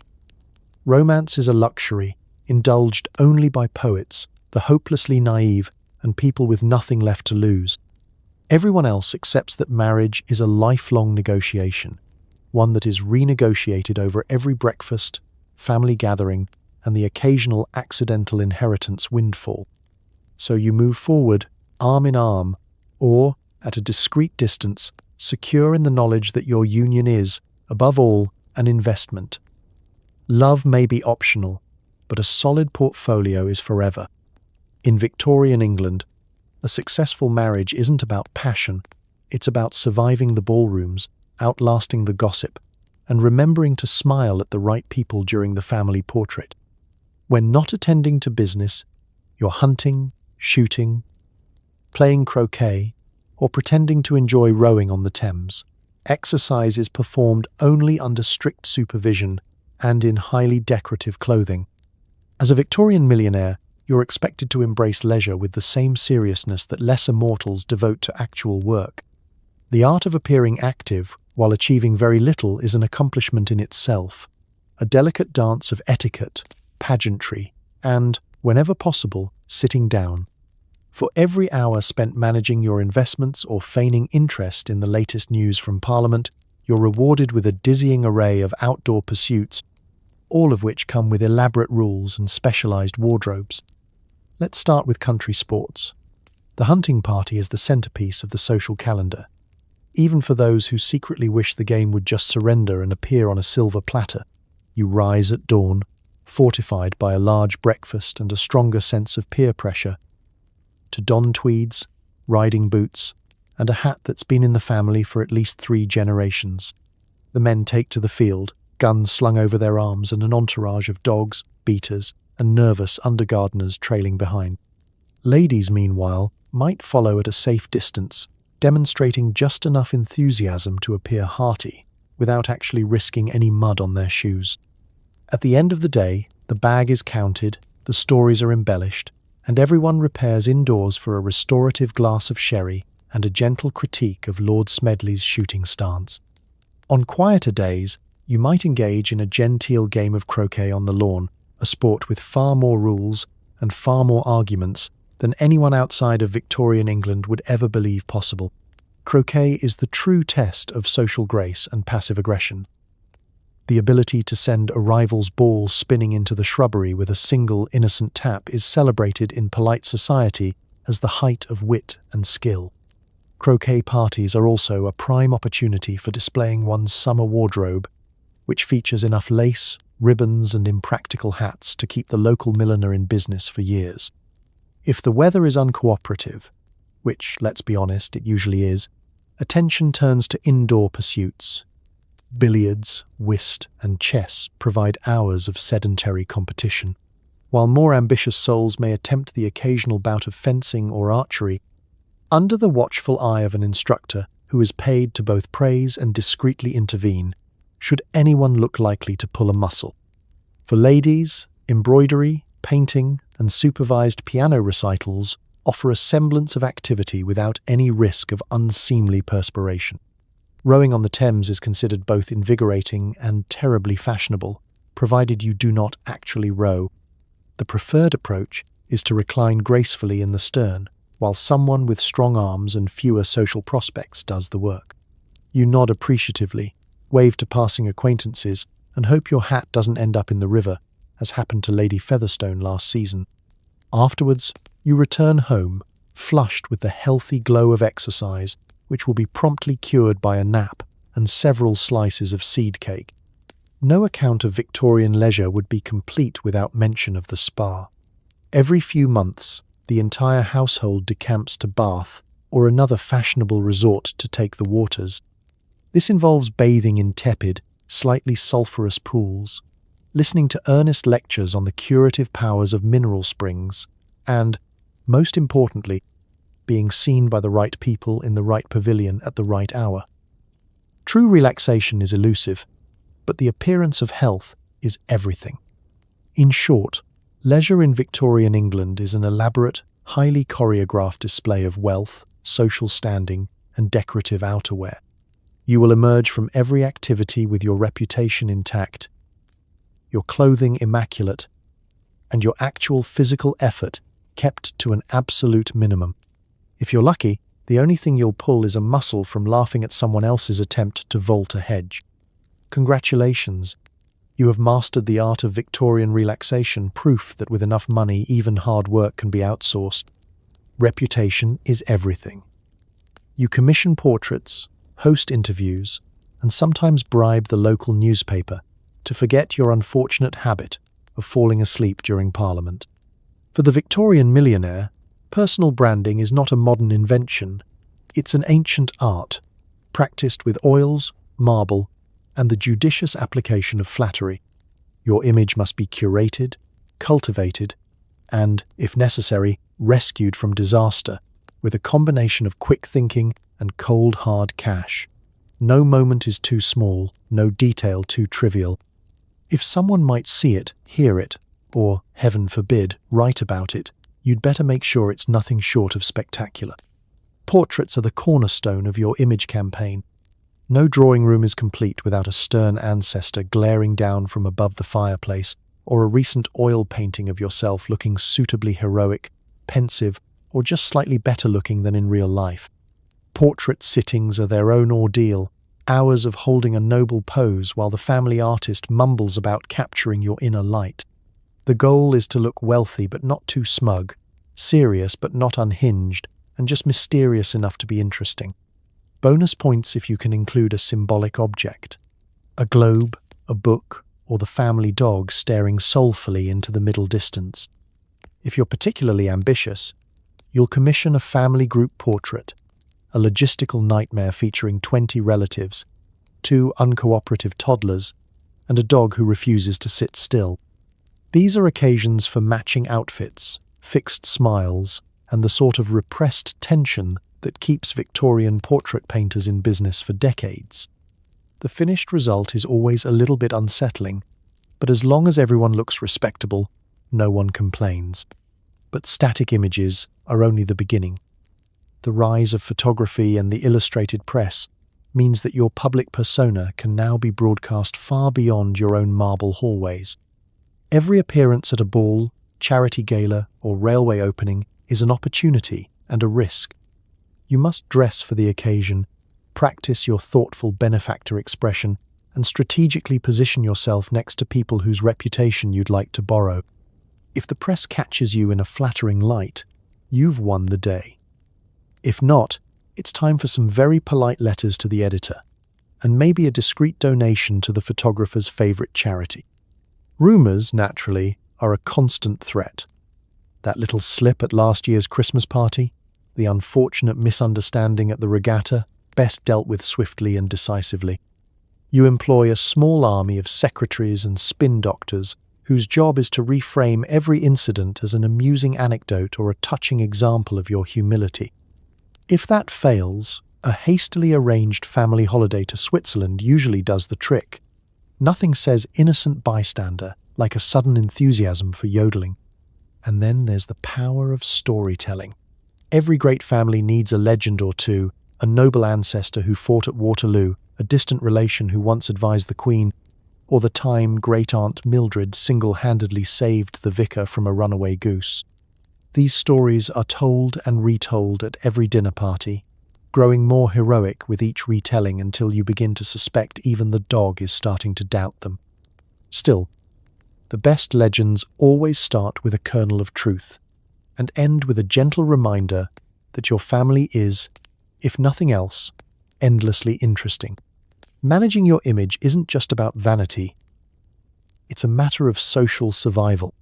In a world where gossip spreads faster than telegrams and reputations are built and broken over the course of a single season, a carefully cultivated persona is your best insurance policy. You know when to look dignified, when to be photographed handing out soup, and when to quietly disappear just before the scandal breaks. So you persevere, commissioning portraits, curating legends, and mastering the delicate art of being exactly as fabulous as everyone suspects. If anyone asks about your eccentricities, simply smile, quote your family motto, virtue, valor, and vague deniability, and remind them that history, after all, is written by the well-portrayed. Gas lamps, bell pulls, primitive telephones, your house is stuffed with labor-saving devices that require 3 servants each to operate, and you're forbidden from touching any of them. Welcome to the cutting edge of Victorian technology, where every modern convenience is equal parts marvel and hazard. As a wealthy homeowner, you're expected to equip your residence with the latest gadgets, not because you'll ever actually use them, but because your neighbors will gossip if you don't. The end result is a home that looks like a showroom for experimental engineering, run by people who fear change more than sudden economic collapse. Let's start with the gas lamps, those shining symbols of progress and anxiety. Instead of candles, you now have gleaming glass globes mounted on every wall, powered by invisible pipes that snake through the house like a family of very ambitious eels. Lighting them is a 2-person job, one footman to turn the tap, another to wield a dangerously long match, and everyone else to stand by with a wet blanket just in case.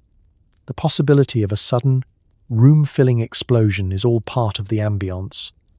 When it works, the glow is magical. When it doesn't, you hope your will is up to date. Next, behold the bell pull, an elaborate system of ropes and wires that allows you to summon assistance from any room at any hour, whether you need a glass of water, an extra pillow, or just want to demonstrate your mastery of pointless luxury. Each pull is carefully labelled and leads to a vast board in the servants' quarters, where a little tag drops with a delicate ting. To you, it's a miracle. To your staff, it's a game of constant hide and seek, complete with the daily risk of responding to the wrong bell and being sent on a wild goose chase to the linen closet. The household telephone if you're progressive enough to own one, is both a status symbol and a source of existential dread. Only the boldest family members dare speak into it, while everyone else regards it as something that might, at any moment, connect them directly to the devil, or, worse, the in-laws. Calls must be announced by a butler with the solemnity of a royal audience, and every conversation is a blend of static, shouting, and the faint sense that privacy is a thing of the past. God help you if it rings during dinner, as the ensuing confusion may require a full reset of the seating plan. Your kitchen, meanwhile, is home to an array of newfangled contraptions, each more confusing than the last. The labor-saving range promises faster cooking, provided you have a trained engineer and a fire extinguisher on hand. The icebox is filled by a man who arrives twice a week with blocks of frozen mystery, muttering darkly about the future of refrigeration. Even the mechanical bread slicer requires a level of mechanical sympathy that eludes everyone except the scullery maid, who secretly prefers a knife.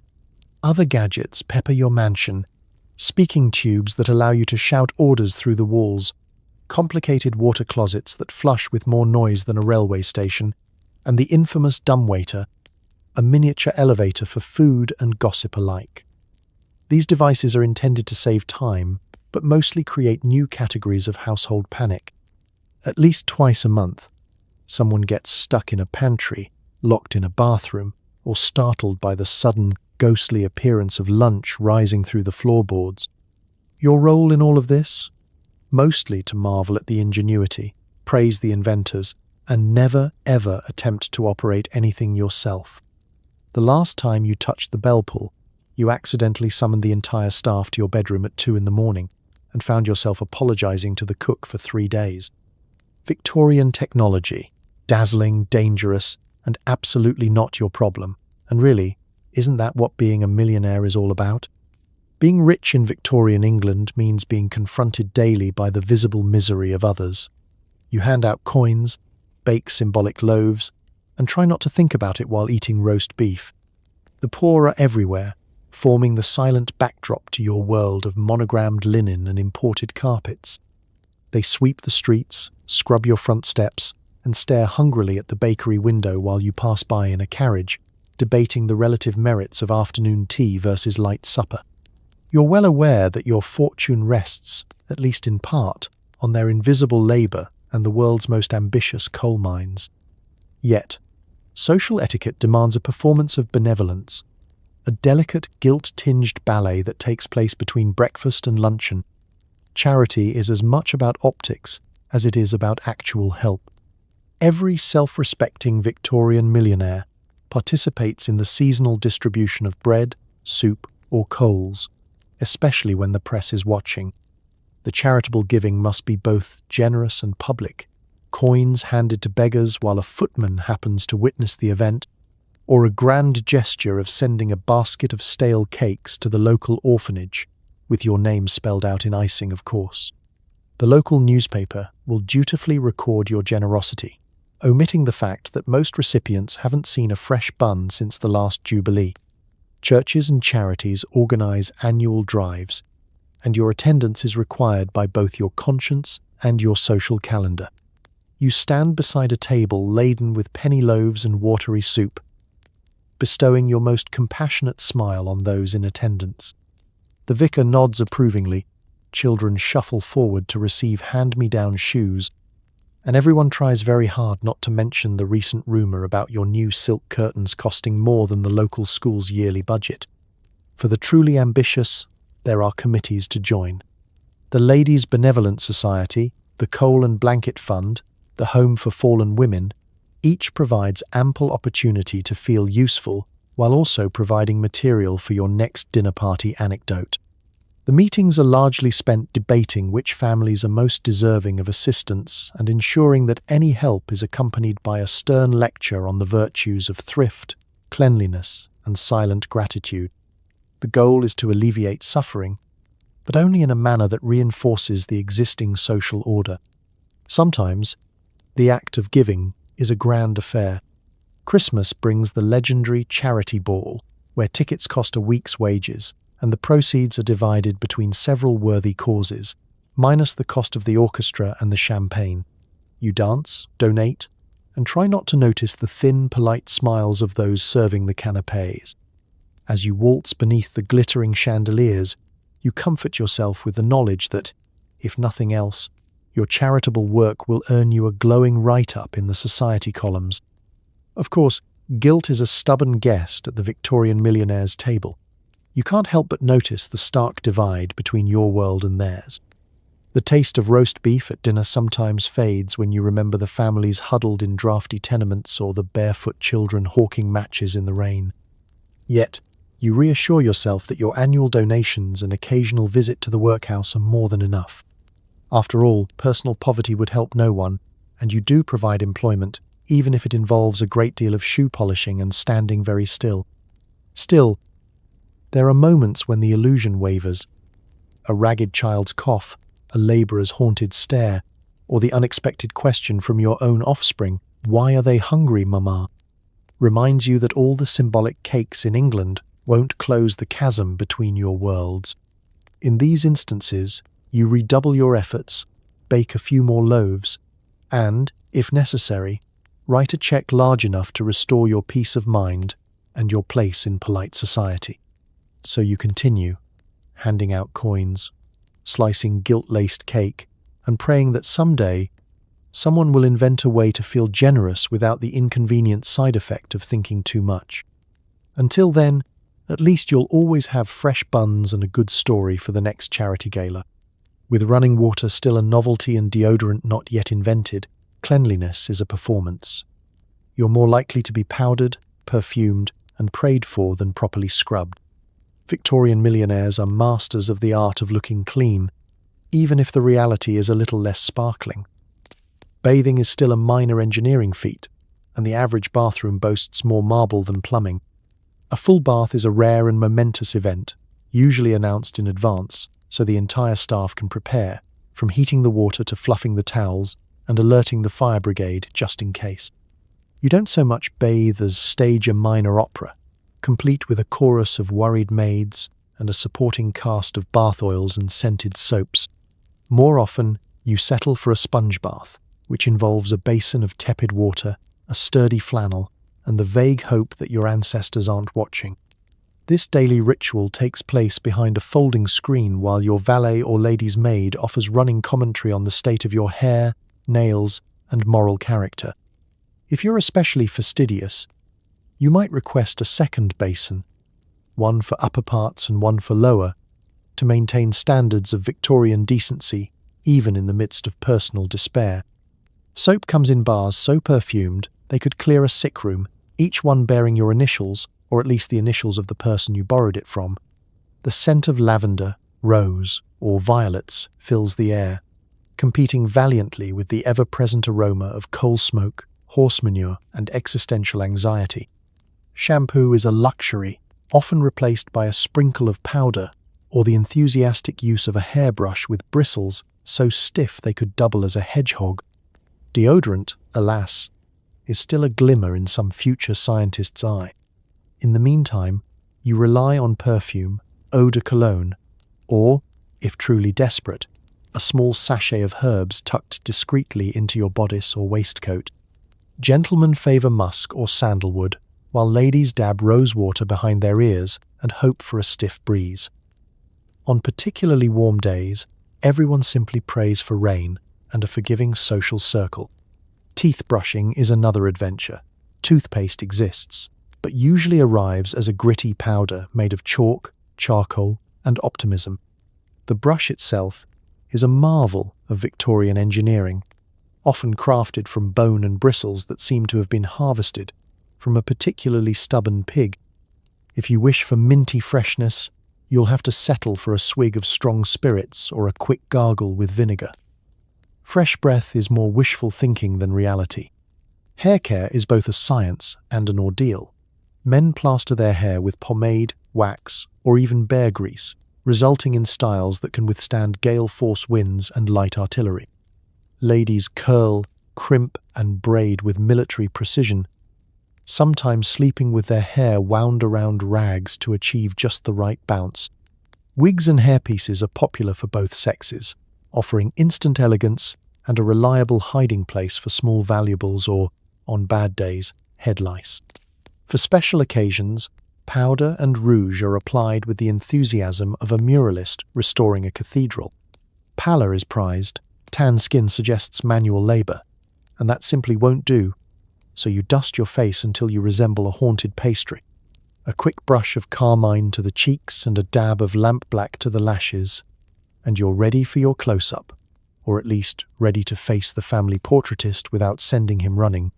Despite all the effort, panic is always just around the corner.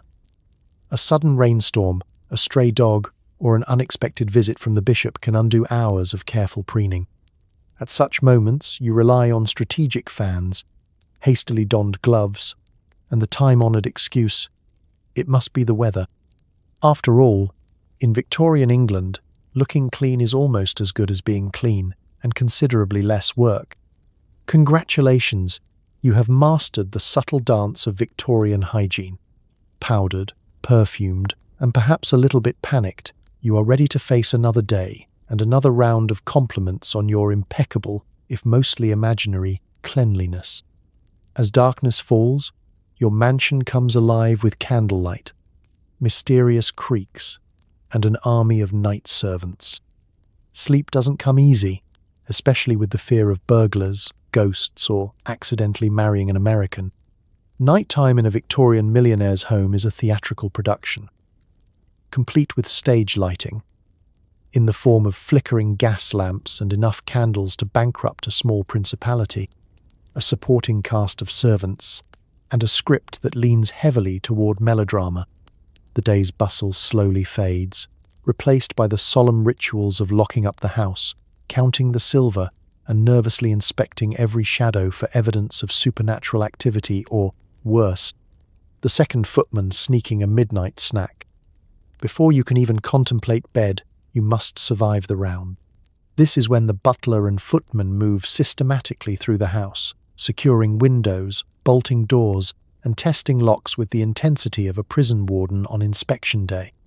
Victorian homes are famously insecure. Thin glass, rattling sashes, and doors that groan in protest every time they're fastened. For peace of mind, you've installed enough locks, bars, and chains to make a medieval fortress jealous. Every latch is checked, double-checked, and then checked again for good measure. Burglars, you're told, are everywhere. Ghosts, according to the housekeeper, are even worse. Once the house is secure, the evening entertainment begins.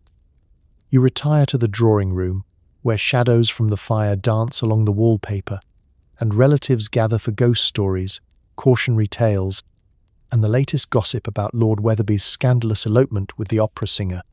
The children listen, wide-eyed, to tales of phantom carriages, banshees on the moors, and haunted portraits that watch you as you walk. After a few too many stories, someone always claims to hear footsteps in the attic or the sound of distant, sorrowful moaning, usually the wind, or the housekeeper discovering a moth hole in the drapes. Eventually, yawns begin to outnumber nervous giggles. The upstairs landing transforms into a procession of candlelit figures, each balancing a candlestick, a copy of Dickens, and the certainty that the next corner will reveal either a ghost or a cousin on the hunt for biscuits. Every corridor is an obstacle course. Threadbare carpets, mysterious cold draughts, and the ever-present danger of stepping on a cat that has decided the middle of the hallway is the ideal place for existential reflection. Your own bedroom awaits, a fortress of heavy curtains, embroidered pillows, and enough bedding to survive a Siberian winter. The air is scented with lavender and the faint whiff of fear. Nightclothes are donned, slippers exchanged for heavier, more practical models in case of nocturnal emergencies, such as an unscheduled visit from the dowager aunt or the discovery of a bat in the washstand. Before you slip between the sheets, a final parade of night servants passes through, the maid to stoke the fire, the under-butler to check the locks again, and, if you're lucky, the cook with a tray of cold pie and a judgmental look. Your last act is to blow out the candles, one by one, careful not to inhale too much wax or set your nightcap ablaze, and listen to the silence settle punctuated only by the ticking of a dozen clocks and the occasional, distant bark from a neighbour's overexcited spaniel. Sleep, of course, is a complicated affair. You lie awake, listening for signs of life, afterlife, or just the reassuring tread of a night servant doing their rounds. If you do manage to drift off, your dreams are filled with locked doors, lost keys, and the vague but persistent anxiety that somewhere in the house, an American cousin is planning a surprise visit. But at last, night holds you, along with all your hopes, fears, and exactly 40 locks on every door. Congratulations! You have survived the Victorian night, phantoms, burglars, and family dramas included. Sweet dreams, and may the only thing that disturbs your slumber be the faint but comforting chime of the grandfather clock in the hall. Communication is an Olympic event. Instead of texting, you write lengthy letters on monogrammed stationery using a quill that's been sharpened more often than your social instincts. Every note is a dance of etiquette, from elaborate greetings to stealth insults. And the post arrives days later, just in time to start a new misunderstanding. In Victorian England, letter writing isn't just a means of passing along information. It's a test of intelligence, social grace, and endurance. You rise in the morning to find your writing desk already prepared by a dutiful maid. Fresh ink, blotting paper, an army of quills, and an intimidating stack of correspondence requiring your immediate attention. You sigh, stretch your fingers, and mentally prepare for a marathon of polite warfare. The first step is selecting the right stationery. Heavy, cream-coloured paper embossed with your initials is non-negotiable. Anything less signals either bankruptcy or moral weakness. The paper must be crisp, the edges sharp, and the envelope lined with tissue so luxurious it could double as a ball gown. Your ink, naturally, is imported, preferably from Paris, and comes with a warning label about staining carpets, fingers, and reputations. You dip your quill, draw a deep breath, and begin. Opening lines are a ballet of humility and coded assertion. My dearest Lady Featherstone, if you're in a generous mood. Esteemed Sir, if you're keeping your options open. Or simply Sir, if you're prepared for open hostilities. Your handwriting is a performance in itself. Elegant loops, decisive strokes, and the odd flamboyant flourish designed to show both refinement and the ability to survive a 3-hour sermon on the virtues of penmanship. But content is king.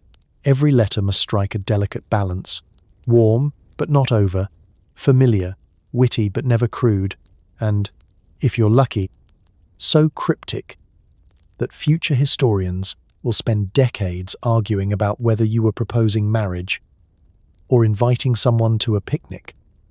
The true art is in the subtext. Are you inviting your cousin for tea, or subtly reminding her of that unfortunate incident with the blancmange at last year's ball? Is your warmest regards an olive branch or a velvet-gloved slap? Every sentence is a trap, every compliment a test, every apology a chance to win or lose territory in the ongoing social chess match. Then there's the matter of postage. You can't just hand your letter to the butler and hope for the best. No. You must select the correct stamp, ensure the address is written in a hand both legible and impressive, and pray the postboy isn't in one of his moods. The local post office is a hub of intrigue, with every letter eyed suspiciously, weighed on ornate scales, and dispatched with the solemnity of an international treaty. Waiting for a reply is an exercise in patience and anxiety. Days pass. The air thickens with anticipation and the possibility of disaster.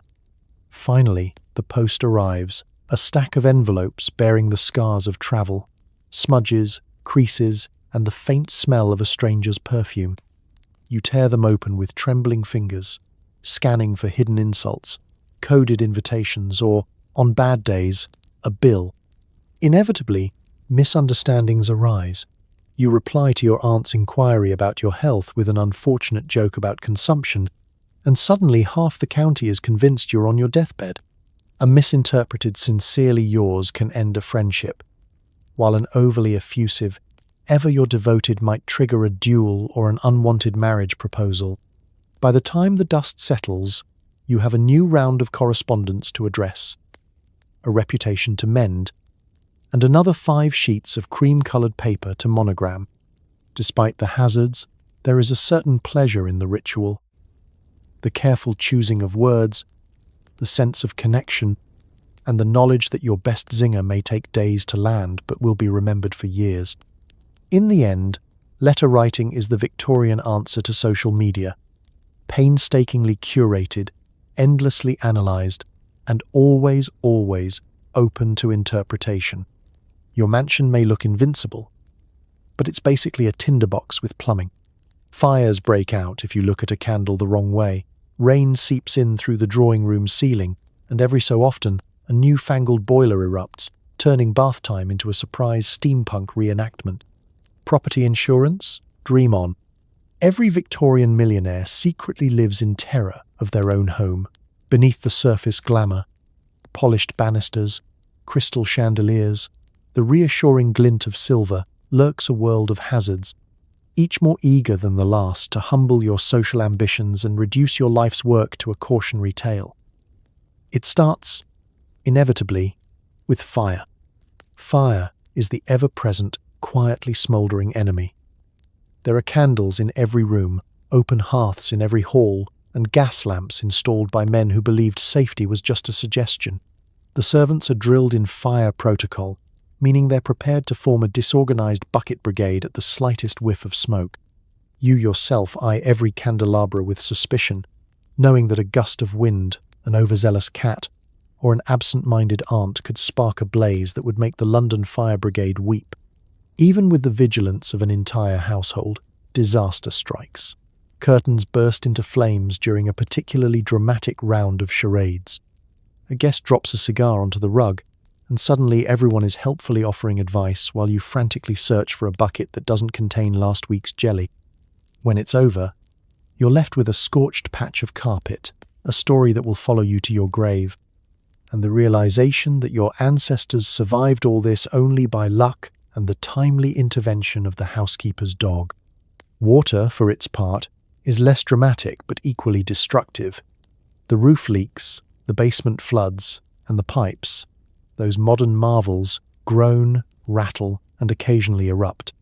A sudden downpour sends rainwater cascading through the conservatory, filling your prized fern display with enough mud to pot an entire street's worth of geraniums. Bath time is a high-risk event.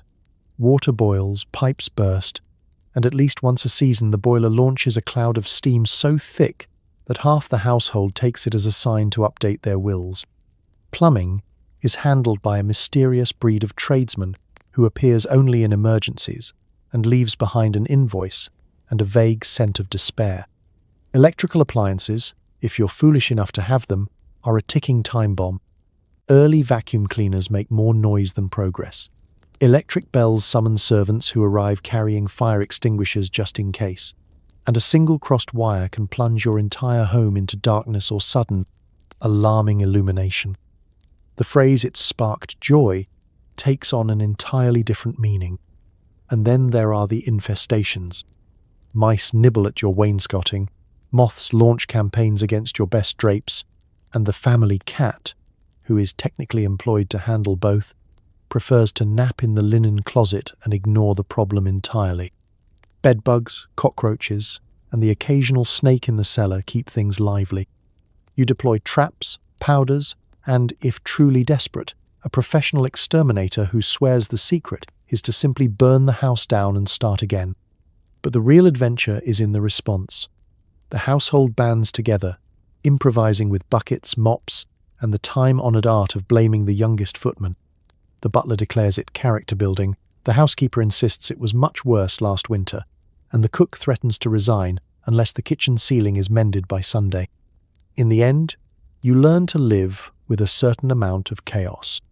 Your mansion may be a monument to taste and prosperity, but it's also a monument to Victorian optimism, built with bravado, inhabited with courage, and held together by spit, polish, and just a hint of existential dread. Property insurance? You're lucky if you can ensure your sanity.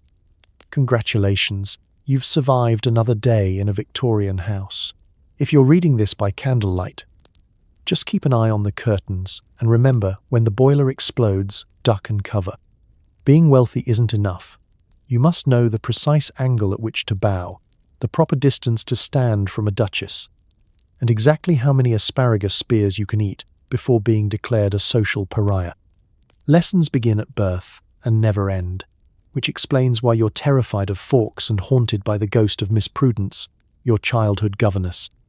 Victorian etiquette isn't just a series of suggestions, it's an ironclad code, more complex than any modern tax law and enforced by an army of governesses, tutors, and steely-eyed aunts. From your earliest days, your life is structured around the rituals of good manners. Before you can speak, you're taught to curtsy, nod, and suppress all natural urges to giggle, yawn, or breathe too enthusiastically in public. By age 5, you can recite the proper greetings for every possible social encounter. How do you do? Is reserved for equals, while your grace is strictly for duchesses and, apparently, anyone with the ability to purchase half of Sussex. Woe betide the child who mistakes a marquess for a viscount. The shame will haunt the family through at least 3 generations. At the dinner table, every fork, knife, and spoon is a potential landmine. Start from the outside and work in, intones Miss Prudence, hovering like a crow at your elbow. And for heaven's sake, do not spear your food. The etiquette school curriculum includes the classics, the art of sitting still, the science of small talk, and the history of napkin folding. Dancing lessons are mandatory, because there's nothing more humiliating than tripping over your own feet in front of a duke. You practice the quadrille until your toes ache and your enthusiasm vanishes, learning that smiling is acceptable, but laughter is not, unless the Countess of Wexford laughs first, in which case you may allow a brief, decorous chuckle. There are lessons in deportment, involving hours of balancing books on your head while navigating treacherous corridors filled with strategically placed ottomans. Your posture must be both regal and inviting, but never so relaxed that you could be mistaken for someone in trade. Boys are taught to bow just so, no more than 15 degrees, lest you appear subservient, and girls to curtsy deeply, holding their skirts in precisely the right way, lest you accidentally flash an ankle and trigger a minor scandal. Conversation is an Olympic event. You're drilled in the art of polite indifference, showing interest in others' tales of gout and gardening, while never revealing a single interesting thought of your own.